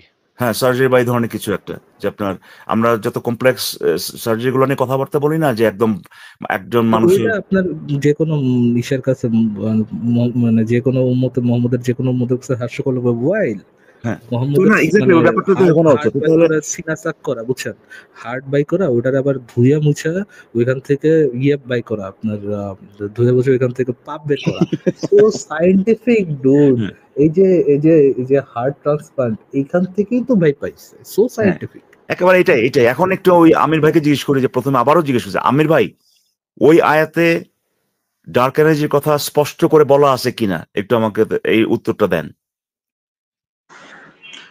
ফারাজ ভাইকে ধন্যবাদ। আমি আসলে যে জিনিসটা মিন করতে চাইছিলাম, ফারাজ ভাই এটা আপনাকে যেটা প্রশ্ন করা হয়েছে সেটার কথা বলেন। ফরাজ ভাই জি বলেন না যে স্পষ্ট করে বলা আছে, ফরাজ ভাই ভাই বলতেছে যে আপনি কোরআনটা হচ্ছে কোন ভাই স্পেসিফিক কোরআনটা কি বিষয় হয়েছে না হয়েছে সেটা জানতে চাই নাই আমি। সেই আয়াতে ডার্ক এনার্জির কথা স্পষ্ট করে বলা আছে কিনা। ডার্ক এনার্জির কথা স্পষ্ট করে বলতে হবে কেন? আপনি কি শিক্ষিত না? ভাই বলতে হবে কেন, আপনার কেন হবে না সেটাও প্রশ্ন করি। আপনি এসে বলছেন স্পষ্ট করে বলা আছে, আমি জানতে চাই স্পষ্ট করে বলা আছে কিনা। ইকবাল ভাই স্পষ্ট করে বলতে হবে কেন? আমরা তো সেটা জানি যে আপনি জেনুইনলি এরকম একটা বেয়াদব ভাই, এবং মানে সামান্যতম ম্যানার নাই। আপনি একজন একটা ব্যক্তি প্রশ্ন করতেছে, ইদার বলেন যে ভাই এটার মধ্যে না বলা নেই, ফারাজ ভাই যেভাবে এক্সপ্লেন করছে ওইভাবে আমি বুঝে নিছি, জাস্ট ওটার মধ্যে স্পষ্ট করে বলা নেই, আমরা এরকম করে বুঝে নিয়েছি। আমিও তো ওইটাই বললাম যে আপনি ওটার মধ্যে বলা নেই, এই যে যেমন কনক্লুশনে জাম্প করে ওইরকম কনক্লুশনে জাম্প করছেন আপনি। আমার এই যে মুমিনদের মানে থিয়াসদের দ্বারা যে বদনামিটা করা হয় ওটারে এমন ভাবে ধন্যবাদ দিয়ে ইয়ে করলেন যে মনে করে আমি আপনার পক্ষে কথা বলছি। আচ্ছা আমার স্টুপিডিটির পয়েন্ট আউট করাটারে আপনি যেভাবে ওন করে নিলেন, আবার এই ওটা ওন করে আপনি ইকবাল ভাইয়ের সাথে আপনি তো করে দিলেন সেটা ভাই। এই লোক তো জীবনে চিন্তা করে না, আপনি তো পয়েন্ট গুলো দিয়ে দিচ্ছেন তাকে, হ্যাঁ, তার পক্ষ হয়ে। এই তো জীবনে সে তো আপনি যেটা বলছেন সেটাই একদিন একটা ভিডিওতে দেখছি এতটুকু। আই থিংক সে এইভাবে বলতে পারতো না, উনি যে বেয়াদব, লিটারাল বেয়াদব, যেভাবে কথা বলতেছে এই পর্যন্ত সে কথা বলতে পারতো না। এখন আচ্ছা, বলি আমি যে আমার মনে হয় এই ডিসকাশন আসলে অলরেডি শেষ হয়ে গেছে, মরে গেছে। হ্যাঁ, এইটার সামনের দিকে আগাবে না। ইকবাল ভাই আপনি যতই ঠেলেন এর না, ইসে থেকে অ্যাটলিস্ট তো বের বলতে হবে তো না। পারে যে আছে কি নাই, আছে কি নাই ভাই, প্রয়োজন আছে কি নাই এটা অন্য কথা। আপনি এসে বলছিলেন যে এখানে বলা আছে, এখন আপনি বলেন ভাই আছে কি নাই। শেষবারের মতো প্রশ্ন করতেছি, আছে কি নাই, এখানে স্পষ্ট করে বলা আছে কি না। স্পষ্ট করে বলা আছে। দেখান তাহলে কোথায়, কোন আয়াতে কোথায় কারণ স্পষ্ট হচ্ছে করে বলা আছে। যখন এখানে বলা হয়েছে যে মহাবিশ্ব কোথায়, না না সম্প্রসারণের না, কথা আয়াতের কোন দেখানো, জায়গাটা স্পষ্ট যে করে বলা আছে এটা বলেন, কোন জায়গাটা ডার্ক স্পষ্ট এনার্জি করে ডার্ক ডার্ক এনার্জি এনার্জির কথা কথা যেটা বলা আপনি আছে। মেনশন করলেন, আমরা জানি যে ডার্ক এনার্জি ইনভিজিবল একটা এনার্জি, যেটা হইছে কজেস সেটা অফ আপনি জানেন, সেটা আপনি এক্সপেনশনাল। জানেন, আপনাকে আপনাকে জিজ্ঞেস করি নাই ডার্ক এনার্জি কি, আপনাকে জিজ্ঞেস করছি যে আয়াতের আপনি কোন জায়গায় ডার্ক এনার্জির আপনি কথা ডার্ক বলা আছে। এনার্জির আগে ডেফিনেশন করে আসেন, তারপরে আপনি ভাই দেখেন আমার ডার্ক ডেফিনেট এনার্জি দরকার কথা নাই, আছে। আপনি বলছেন ডার্ক এনার্জির কথা বলা আছে, আপনি দেখাবেন কোন আপনি জায়গায় ডার্ক তো এনার্জির কথা সবকিছু বলা আছে। আচ্ছা, দিয়ে দিয়ে এক আমি ব্যাখ্যা একটা করে সব কোশ্চেন বলা করি। যাবে না। আপনি ডার্ক এনার্জির ডেফিনেশন পড়লে এমনিতেই বুঝতে পারবেন। আচ্ছা, আবার বলে আমি এটা বুঝতে পারবো, ভাই আমি বুঝতে পারবো কি পারবো না আমি সেটা একটা কথা কোশ্চেন হচ্ছে করি না। ইকবাল ভাই একটা কোশ্চেন করি, সরি। আমি ভাই একটা স্পষ্ট মানে জাস্ট সিম্পল একটা প্রশ্ন, আমি রিপিটও করবো না, যদি না পারেন আমি গিভ আপ করে দিব। না, যদি স্পষ্ট করে বলা থাকে তাহলে কি ডার্ক এনার্জি কনসেপ্টটা আবিষ্কার করার আগে মানুষ এটা বুঝতে পারছে, মানে ওই কনসেপ্টটা আবিষ্কার করার আগেও মানুষ বুঝতো যে কোরআনে ডার্ক এনার্জির কথা বলা হয়েছে, নাকি ডার্ক আবিষ্কার এনার্জির করার পরে, কথা হ্যাঁ। যখন কাফেরা যখন আবিষ্কার করলো তারপরে আপনার মতো জিনিয়াসরা ওটার সাথে দুইটা মিলায়া বললেন যে এখানে ডার্ক এনার্জির কথাই বলা আছে। কোরআনে কি স্পষ্ট করে বলা আছে, নাকি আপনারা এটা কাফেরদের থেকে জানার পর ওই দুইটা মিলায়া তারপরে বলতেছেন যে ডার্ক এনার্জির কথা স্পষ্ট করে বলা আছে? বলেন ভাই, আর রিপিট করবো না, বলেন। ভাই আপনার হচ্ছে আইনস্টাইনের হচ্ছে একটা সূত্রতে আপনি দেখবেন যে কসমোলজিক্যাল একটা গ্রেডিয়েন্ট ইউজ করা হয়েছিল, সেটা কারণ নিয়ে সে জানতো সেটা নিয়ে তো যে এটা জিজ্ঞেস করা কি হচ্ছে না। ভাই, আসিফ ভাই এগুলো কি ভাই, সেটা নিয়ে তাহলে কি জিজ্ঞেস করা হচ্ছে না তো। আপনাকে যেটা জিজ্ঞেস করা হচ্ছে সেটার উত্তরটা দেন। কবে আমি সেটার এই অ্যান্সারই দিচ্ছি জিনিসটা ভাই, শেষ কোরআনে করতে যে দেন কথাটা। স্পষ্টভাবে কোরআনে যে আপনি এটা এতক্ষণ স্পষ্টভাবে পর্যন্ত আছে, আমার আবার মিউট করে দিয়ে কথা বলতে হচ্ছে। কোরআনে যে এটা স্পষ্টভাবে বলা আছে এইটা আপনারা কবে বুঝতে পারলাম। বুঝতে পারলেন? আ এটা কাফেররা আবিষ্কার করার পরে বুঝতে পারলেন, নাকি তার আগেও আপনারা এই একই বুঝতেন যেটা স্পষ্টভাবে বলা আছে? আপনি কি আমাদেরকে দেখাইতে পারবেন যে কাফেররা এটা আবিষ্কার করার অন্তত ১ দিন আগে কোন একজন ইসলামিক স্কলার এই জিনিসটা কোন একটা কেতাবে লিখছিল, এরকম কি দেখাতে পারবেন? ভাই, আমি যখন ডার্ক এনার্জির প্রপার্টিজ সম্পর্কে জানতে পারি তখন কি আমি জিজ্ঞেস তারপরে করেছি? কি কি জিজ্ঞেস করেছি ভাই? কি জিজ্ঞেস করে কি উত্তর দেয়? আচ্ছা, এটা আলোচনার কোনো মানে নাই, ভবিষ্যৎ নাই শেষ। ইকবাল ভাই। আমি আরেকটা খুবই ইম্পোর্টেন্ট জিনিস জিজ্ঞেস করতে চাই ইকবাল ভাই। আসিফ ভাই, আমার একটা প্রশ্ন আছে। আমরা যদি ফারাজ ভাই আমি এই যে আমি একটু শেষ অমি- ফারাজ ভাই আমি একটু শেষ একটু আমাকে একটু প্রশ্নটা করতে দেন। আমার এই প্রশ্নটা খুবই ইম্পোর্টেন্ট, কারণ উনি একজন ডাক্তার, এমবিবিএস ডাক্তার। আমি এই জিনিসটা ওনার কাছ থেকে জানতে চাই যে আমির ভাই আপনি কি আমাদেরকে একটু বলবেন যে আপনি কি আ আ আ ঝাড়ফুঁকে বিশ্বাস করেন কিনা একটু বলেন তো? সেটার অ্যান্সার আমি আপনাকে দিব না এখন, কারণ আপনি হচ্ছে আমার কোশ্চেনের অ্যান্সার এখন পর্যন্ত দেন। আচ্ছা, ঠিক আছে। আচ্ছা ঠিক আচ্ছা, আছে। আসিফ ভাই, আমরা আসিফ একটা ভাই। হাদিস একটু দেখি। ইকবাল ভাই ১ সেকেন্ড, আমাকে আচ্ছা এই আচ্ছা, জিনিসটা খুবই ইম্পোর্টেন্ট ভাই। উনি একজন ডাক্তার, ওনাকে এই জিনিসটা জিজ্ঞেস করতেই কালিজিরা হবে। কালিজিরা না। ঝাড়ফুঁকের মজুরি, ঝাড়ফুঁককারীর মজুরি। হাদিসটার নামই হচ্ছে, হাদিসটার টাইটেলই হচ্ছে ঝাড়ফুঁককারীর মজুরি। এখানে যে জিনিসটা বলা হচ্ছে যে আ আ হাদিস নাম্বার হচ্ছে ২১৫৬। এখানে যে জিনিসটা বলা হচ্ছে যে, একজনকে একটা বিষাক্ত প্রাণী হুলবিদ্ধ হলো। তারা এসে আমাদেরকে বলল, "তোমাদের মধ্যে এমন কেউ আছো যে বিছার কামড়ে ঝাড়ফুঁক করতে পারো?" আমি বললাম, "হ্যাঁ, আমি পারি।" তারপরে সে "আমি তোমাদেরকে এক পাল ছাগল ভেড়া না দিলে আমি ঝাড়ফুঁক।" সে আবার বলতেছে, এটা নবী মোহাম্মদের সাহাবী। সে আবার বলতেছে, "এক পাল গরু ছাগল দিতে ছাগল ভেড়া দিতে হবে, তাইলে আমি ঝাড়ফুঁক করব। নাইলে করব না।" তারা বলল, "আমরা তোমাদেরকে ৩০ টি বকরি দিব।" আমরা তা গ্রহণ করলাম এবং আমি তার উপর ৭ বার আলহামদু সূরাটি পাঠ করলাম। সে সুস্থ হয়ে উঠল। আমরা ছাগলগুলা গ্রহণ করলাম। নবী আবার পরে এই ঘটনাটা জানতে পারলো, জানতে পারার পরে সে বলল যে এখানে যে তোমরা ঝাড়ফুঁক করার পয়সা নিছো এটার থেকে আমারে তো ভাগ দিলা না। হ্যাঁ? তোমরা যে আমি যে তোমাকে কোরআনের আয়াত-টায়াত কইলাম, আমি যে আমার মানে কোরআনের আয়াত কইয়া যে তোমরা ঝাড়ফুঁক করলা, ওইটা দিয়া যে আবার ভালো হইলো, এটার ভাগ তো আমারে তোমরা দিলা না, এটার ভাগটা দাও। তখন আবার নবী সেই বেটার থেকে, সেই সাহাবীর থেকে আবার এটার একটা ভাগ নিল।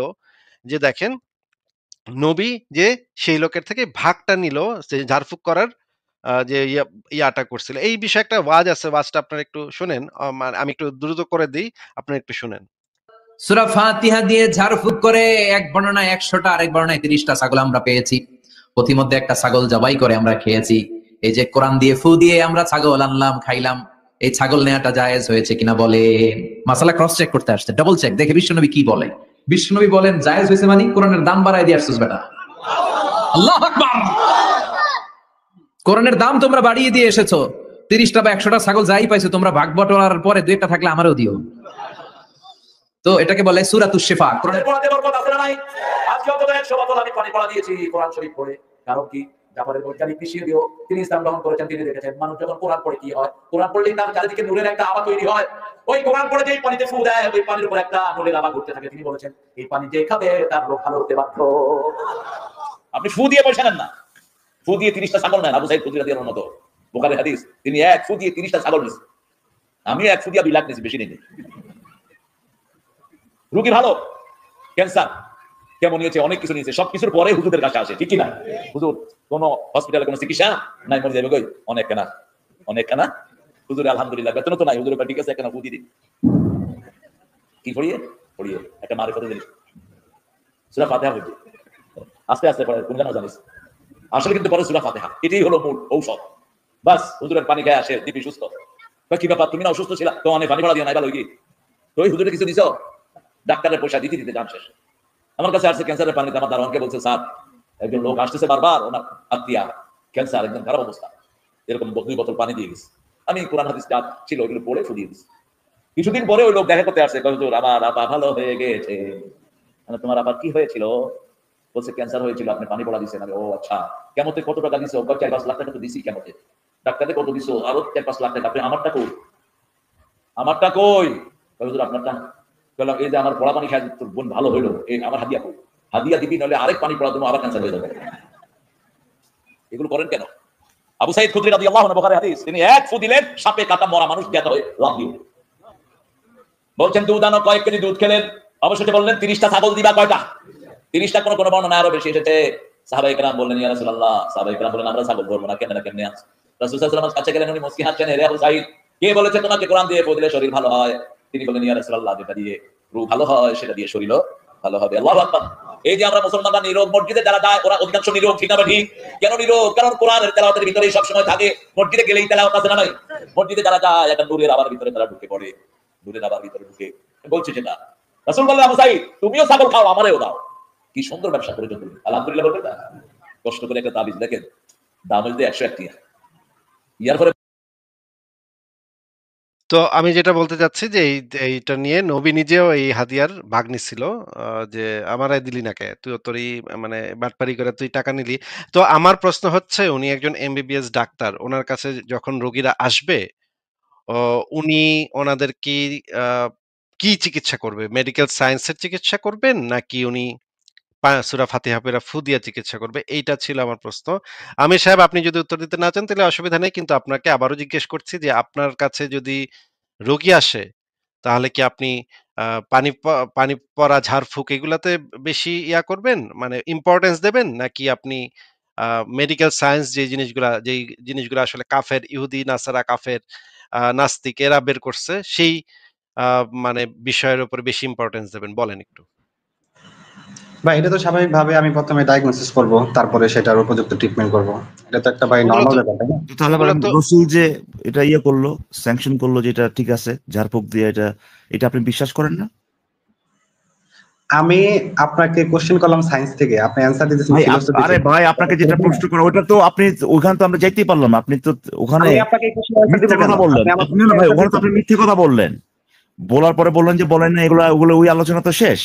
এখন কারণ আপনি আপনি বলেন, জানেন আপনি না, যেহেতু ডক্টর, আপনার এই আপনাকে don't একটা put জিনিস any idea দেখানো হলো, about doubt college, এই জন্য আপনি ভাই বলতেছেন। ভাই আপনাকে একটা জিনিস দেখানো হলো আপনার ধর্মের স্ক্রিপচার থেকে যে ঝাড়ফুঁক দিয়ে কাজ হয়, এবং নবী এটা ইয়ে করে দিছে ভাই, ওই যে কোরআনে বলে দাম বাড়ায় দিছে, ইয়ে ফাতিহা পরে ফু দিছে বলে, এই জিনিসগুলোতে যে কাজ হয়, সূরা ফাতিহা পরে আপনি ফু দিয়ে সেটা ক্যান্সার ভালো হয়ে যায় বা কোনো অসুখ ভালো হয়ে যায়, এই জিনিসটা আপনি বিশ্বাস করেন কিনা? আচ্ছা আমি ইকবাল ভাই, আপনার এই কোশ্চেনের আমি কথাটা অ্যান্সার একটু দিব না। সহজ করে দিই। আমি কথাটা একটু সহজ করে দিই। কোরআনের সূরা পড়ে ঝাড়ফুঁক করলে যে কাজ হয়, এটা তো স্বয়ং নবীর যেহেতু কথা, সেহেতু এটাতে তো কোনো সন্দেহের কোনো, মুসলমানের জন্য সন্দেহের কোনো অবকাশই নাই।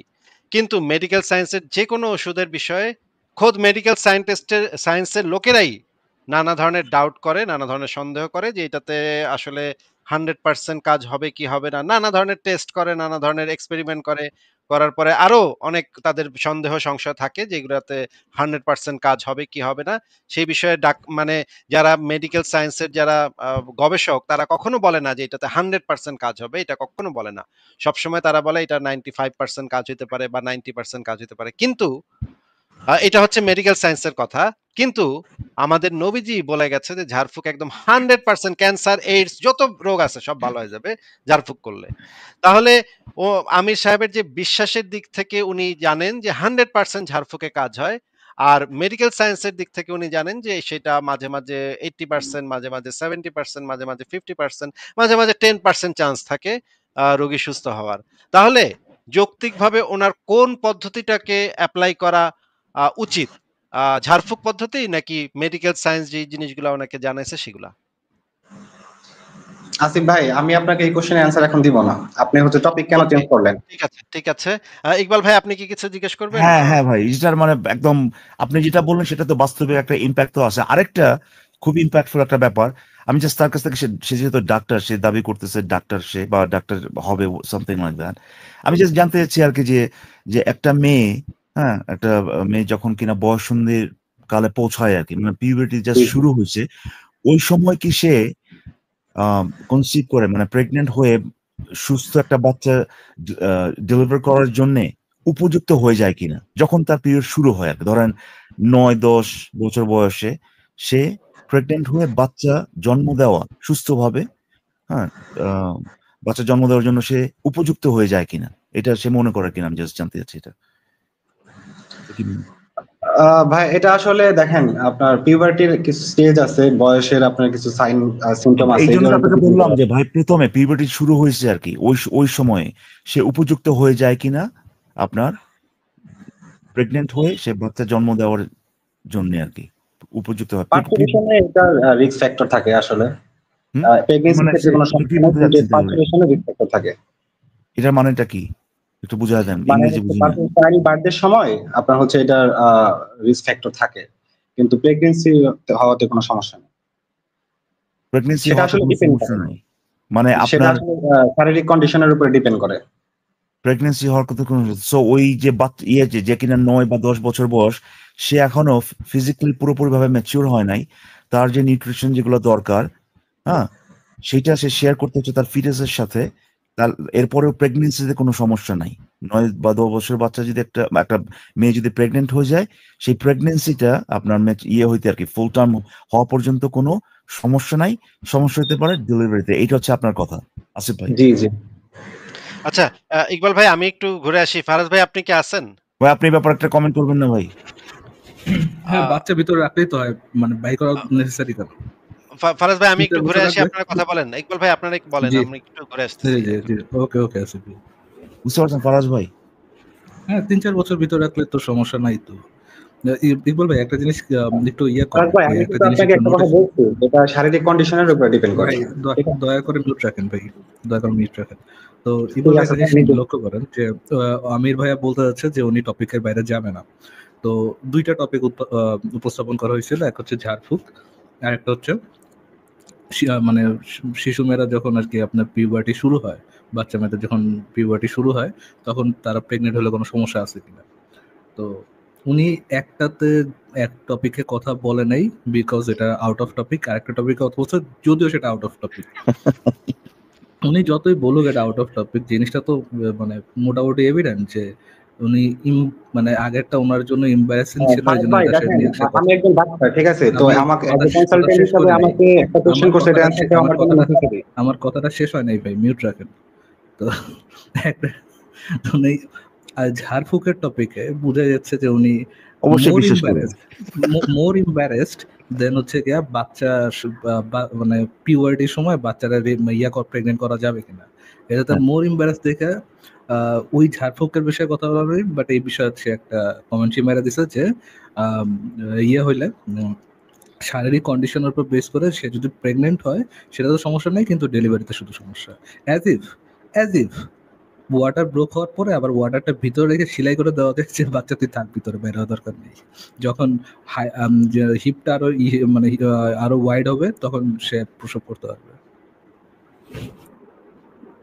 ভাই মানে ডাক্তার আপনি যেটা বললেন আর কি, যে when you talk about pregnancy, delivery একটা ডিফারেন্ট টপিক।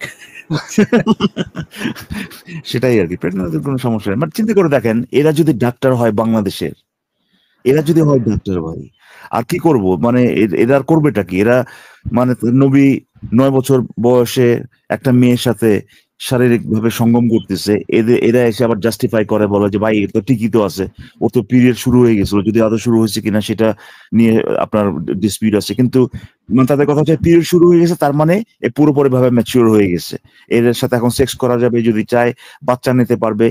এই যে এই ধরনের মানে মানে কি বলবো ওটাকে, নিচু মানসিকতার, নিচু মানে জ্ঞান সম্পন্ন মানুষের উম্মত হচ্ছে এরা মানে এদেরকে ফলো করে আর কি করবে, এদের মধ্যে থেকে কি বেরোবে ভাই? ইকবাল ভাই, আমি আপনাকে মূলত এটা অ্যানসার দিছিলাম এজ এ মেডিকেল স্টুডেন্ট হিসেবে। আর এজ এ মেডিকেল স্টুডেন্ট হিসেবে যে বললেন, আপনার ধর্মের সাথে এটা করবেন কিভাবে ভাই? এভাবে আপনার ধর্মের জিনিসটা আছে, আপনার সাথে তো ঘন্টার পর ঘন্টা কথা বলতে পারবো না, তাই না? আপনাকে স্পেসিফিক একটা ঘন্টার পর ঘন্টা না, আপনার ধর্মে কি আছে ভাই? আপনার ধর্মে কি আছে ভাই?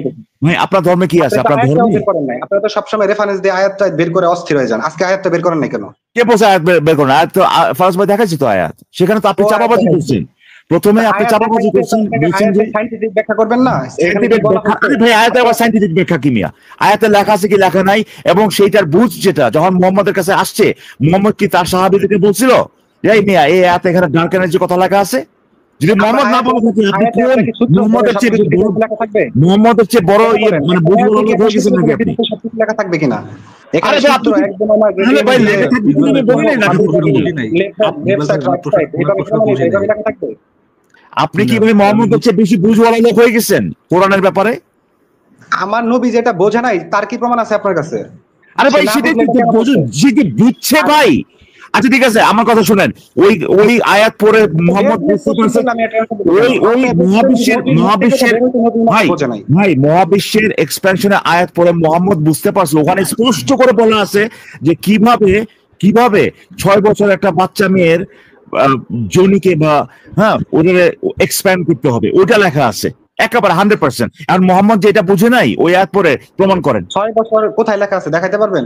ওখানে লেখা আছে স্পষ্ট করে, যে আপনি যেরকম ডার্ক এনার্জি কথা স্পষ্ট করে বলা আছে, ওখানে স্পষ্ট করে বলা আছে। 6 বছর লেখা আছে, এটা রেফারেন্স দেন।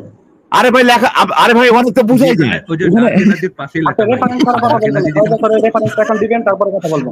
আরে ভাই সেটা আপনার কথা অনুযায়ী তো বললাম, লেখা থাকতে হবে কেন ভাই? লেখা থাকতে হবে কেন?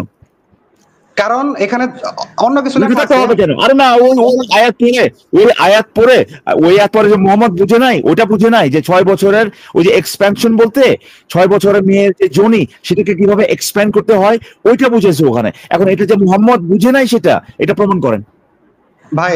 ইকবাল ভাই, আমি হচ্ছে আপনার যুক্তি অনুযায়ী প্রমাণ করেন, আপনার ধর্মীয় অনুভূতির গোষ্ঠী মানে ধর্মীয় অনুভূতি।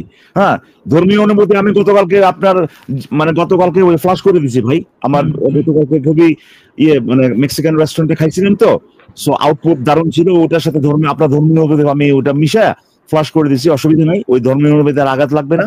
এই জিনিসটা স্বীকার করতে পারছেন না যে আপনি যদি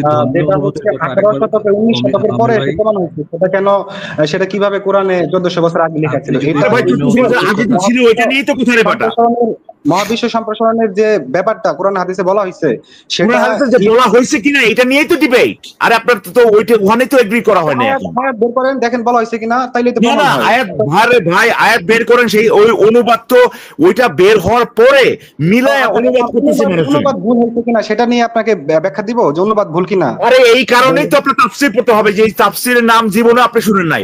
আমি ইসলাম সম্পর্কে কিছুই জানেন না, এরপরে ভাই কয়েকটা তাফসীরের নাম বলতে হবে। আপনি তাফসীর কি জিনিস এইটাই আপনি জানেন না, এখানে আসছেন মুহাম্মদ কি বলছে আয়াতে সেটা বুঝাইতে। বাংলা অনুবাদ করতে পারেন? আরে ভাই আমি সেটা কথা সেই জন্য তো বললাম যে ইসলাম সম্পর্কে আমি কিছুই জানি না।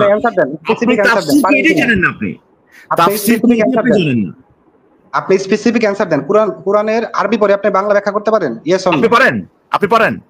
আমি সেটা পরে দিব, আপনি আমাকে আরে আপনি তো পারেন না ভাই, আপনি আমাকে কেন জিজ্ঞেস করেন? আপনি তো পারেন না, আপনিও তো পারেন না রে ভাই। তো আপনিও বাংলা অনুবাদ দেখে ব্যাখ্যা করতেছেন, আমিও করতেছি। আপনি করলে সমস্যা নাই, আমি করলে এই জন্য সমস্যা না, আমি বলি তো সমস্যা আছে। এই জন্যই তো আপনাকে দেখতে হবে যে শুনেন আমার কথা শুনেন, এই জন্যই আপনাকে দেখতে হবে যে মুহাম্মদের সময়ে যারা কিনা মুহাম্মদের সাথে ছিল ওরা কি ডার্ক এনার্জির কথা বলছে কিনা? বলছে মুহাম্মদ নিজে যে কথা বলছে সেটা আবার মুহাম্মদের সাহাবীরা বলছে কিনা এটা আবার কি বুঝাইতেছে? ডার্ক এনার্জির কথা বলছে, মুহাম্মদ ডার্ক এনার্জির কথা বলছে, মুহাম্মদ ডার্ক এনার্জির কথা বলছে। মুহাম্মদের বাপে মহাবিশ্বের নাম শুনছে কোনোদিন? আপনি ডার্ক এনার্জি মহাবিশ্ব কক্ষপথ এই জিনিসগুলো ঢোকানো হয়েছে যখন কিনা মানুষজন সরাসরি বুঝতে পারি যে আপনাদের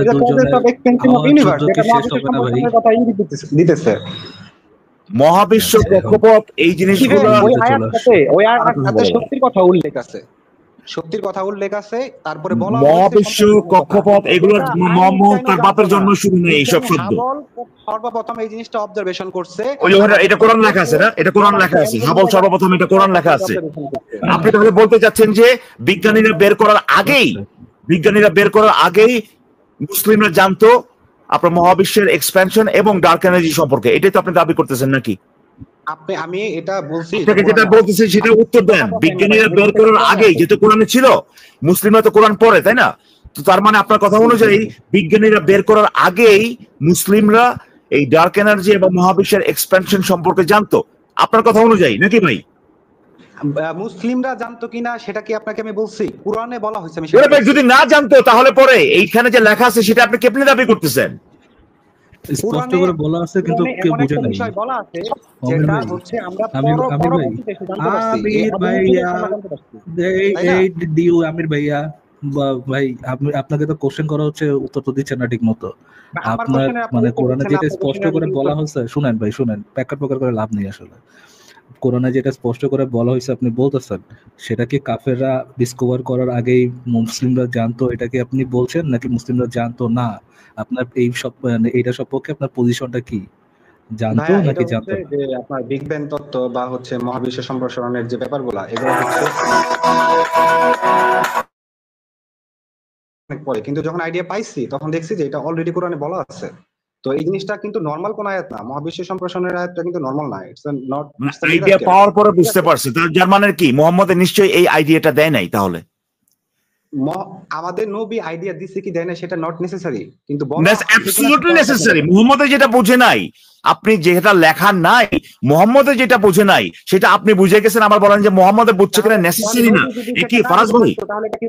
এই লোক কি কাফের নাকি নাস্তিক নাকি মুশরিক? বলে মুহাম্মদে কি বলছে এইটা নাকি ম্যাটার করে না। আমাদের নবী যদি এটা না বুঝে থাকে সেটা কেন বলছে তাহলে? কি বলছে ভাই? তার সাহাবীদেরকে সে হয়তো বোঝানোর প্রয়োজন মনে করে নবী। আচ্ছা আমির ভাই একটু ভাই আপনি যদি গলা উঁচু করেন ভাই আপনার ভাই আপনি কথা শুনতেছেন না। আপনি ভাই যদি বের করে দেন আমার আফসোস নাই, কারণ আমার কোশ্চেনের অ্যানসার পাই নাই। আপনি শুনতে করেন না শালা আবার। ইকবাল ভাই একটু কথা কইতে দেন ভাই। আমির ভাই একটু ফোকাস দিয়ে শুনেন। যদি আপনি মানে আমার সাথে ওই পাহাড় ঠেলাঠেলি আলোচনা করেন, আমি আপনার বাইক সোজা বাইক করবো। আপনি উত্তর কি বাল পাইছেন না পাইছেন ওটা আমার ভাই বের করে দেন, আমার বুঝা শেষ। আপনি আলোচনা করতে ইন্টারেস্টেড না, বের হয়ে যেতে ইন্টারেস্টেড? আমি তো ইন্টারেস্টেড, কিন্তু আপনারা ওই আয়াত নিয়ে কোনো কথাই বলতেছেন না।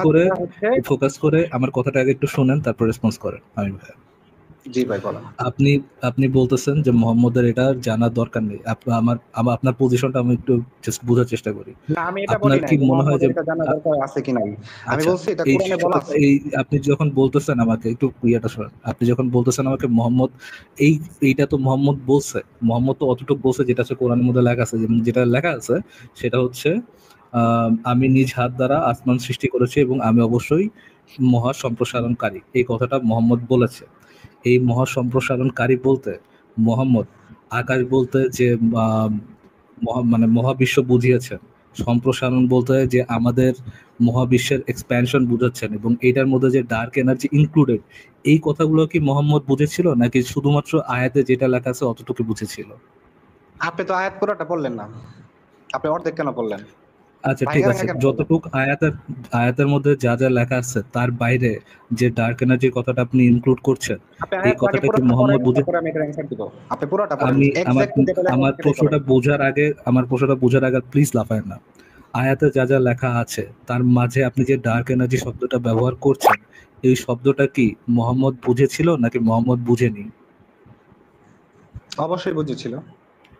অবশ্যই ডার্ক ম্যাটার বুঝেছিল আর ডার্ক এনার্জির কথা বুঝেছিল। আচ্ছা ঠিক আছে, মোহাম্মদ যখন ডার্ক এনার্জির কথা বুঝেছিল, আম, এটা সপক্ষে কি আপনার কোনো এভিডেন্স আছে যে কিভাবে মোহাম্মদ ডার্ক এনার্জির কথা বুঝেছিল? না আপনি কি জানেন নাকি জাস্ট দাবি করতেছেন এটা? ভাই আপনি যদি এখন আমাকে একটা প্রশ্ন বলেন, যে আমি যদি এখন আপনাকে বলি আপনি যে এই প্রশ্নটা করলেন আপনি কি এটা বুঝছেন কি প্রশ্ন করলেন, মানে আপনি এরকম কিছু একটা বলে দিলেন আমার এখন। ভাই, আপনি একদম কি বেস্ট কোশ্চেন কথা বলেন, এড়ানোর চেষ্টা একদম বেস্ট কথা বলেন। এড়ানোর চেষ্টা করতেছেন? সে আপনাকে যদি জিজ্ঞেস এটা না করলাম যে বুঝে থাকে মোহাম্মদ ডার্ক সে কেন কেন বলছে এটা? ওকে ওকে আমির ভাই, let me repeat my question again, আর আপনি যদি অ্যান্সার না করেন আমি আপনাকে সিধা পজিশনে বসাবো। মাই কোশ্চেন ইজ, এই আয়াতের মধ্যে তো ডার্ক, এই আয়াতগুলোর মধ্যে যে কয়টা আয়াত আপনি বলেছেন ওই আয়াতগুলোর মধ্যে ডার্ক এনার্জি শব্দটি নেই। আপনার দাবি হচ্ছে মোহাম্মদ যদিও ডার্ক এনার্জি শব্দটা না থাকুক মোহাম্মদ ডার্ক এনার্জি শব্দটা বুঝেছে। আপনি যে এই দাবিটা করছেন মোহাম্মদ ডার্ক এনার্জি শব্দটা বুঝেছে, এটা কি আপনার শুধুমাত্র দাবি নাকি এটা সপক্ষে আপনার কোনো প্রমাণ আছে? ও ভাইয়া এটা হচ্ছে আমি যখন আয়াতটা পুরোটা পড়ি তখন আমি নিজেও বুঝতে পারছি যে হ্যাঁ সে এটা অবশ্যই ডার্ক এনার্জির কথাই বলছে। এখানে সরাসরি বলা হয়েছে যে এখানে শক্তির কথা উল্লেখ আছে, প্লাস মহাবিশ্ব সম্প্রসারণ পড়ি সেটার কথাও সরাসরি উল্লেখ আছে। সো আমার এখানে আপনার ডাউটের কোনো আপনার অপশন নাই। বুঝ আপনার বুঝ ব্যতীত কোনো প্রমাণ কি আপনার কাছে আছে আমির ভাইয়া? আয়াতই তো আমার প্রমাণ। আপনি আয়াতটা পুরোটা পড়েন, এখানে যারা অডিয়েন্স আছে সবাই হচ্ছে বুঝবে, আমির ভাই, যারা that's great, thank you very much. I think খুব ইকবাল ভাই আপনার কি কোনো কোশ্চেন আছে আমির ভাইয়ের কাছে? Nope. আমির ভাই আমার একটা লাস্ট কোশ্চেন আছে, আপনি কি নামাজ পড়তে পারেন ভাই? হ্যাঁ ভাই পারবো না কেন? এটা একটু কেমন সেজদা question? পজিশনে বসেন ভাই, একটু সেজদা পজিশনে বসেন, let me kick you out please. ঠিক আছে ভাই। Thank you for joining. Okay fine, এই হচ্ছে আমাদের ডাক্তারদের অবস্থা। That's fascinating, great doctor. I hope আপনি একটা সামারাইজ করে দেন ভাই, সামারাইজ করে দেন যে সে বুঝতে পারছে। হ্যাঁ, সামারাইজ করে দিলে হচ্ছে উনি একটা আয়াত থেকে there are bunch of আয়াত, যদি আমি আয়াতগুলোর কথা বলি যে আমি নিজে হাত দ্বারা আসমান সৃষ্টি করেছি, আমি অবশ্যই মহাবিশ্বের সম্প্রসারণকারী, আমি জমিন তাকে বিছিয়েছি, কত সুন্দর করে সম্প্রসারণ করেছি, এই টাইপের কিছু আয়াত আছে যে আয়াতের মধ্যে অফকোর্স 100% ডার্ক এনার্জি শব্দটি নেই। আমি তাকে জিজ্ঞেস করেছিলাম আপনি যে বুঝতে পারছেন যে কোরআনে এই আয়াতগুলোতে ডার্ক এনার্জি শব্দটি স্পষ্ট করে বলা আছে, এই বুঝটা অবশ্যই যে ডার্ক এনার্জি স্পষ্ট করে বলা আছে, এই বুঝটা কি মোহাম্মদও বুঝেছিল কিনা? উনি বলেছেন হ্যাঁ মোহাম্মদও এখানে ডার্ক এনার্জি শব্দটা বুঝেছিল। কিন্তু আমি তাকে কিন্তু জিজ্ঞেস ফার্স্ট করলাম, ভাই, কিন্তু অন্য মুসলিমরা তো বুঝে নাই কোনোদিন সেটা। হ্যাঁ অন্য মুসলিমরা তো বুঝে নাই আবার। বিশেষ করে উৎপল ভাই একটু, আমি তাকে জিজ্ঞেস করেছিলাম যে মোহাম্মদ যে ডার্ক এনার্জি শব্দটা বুঝেছিল এইটা সপক্ষে কি আপনার কাছে কোনো প্রমাণ আছে কিনা? অবশ্যই ওনার কাছে কোনো প্রমাণ নেই, উনি ইউটিউব ভিডিও দেখে আসছেন।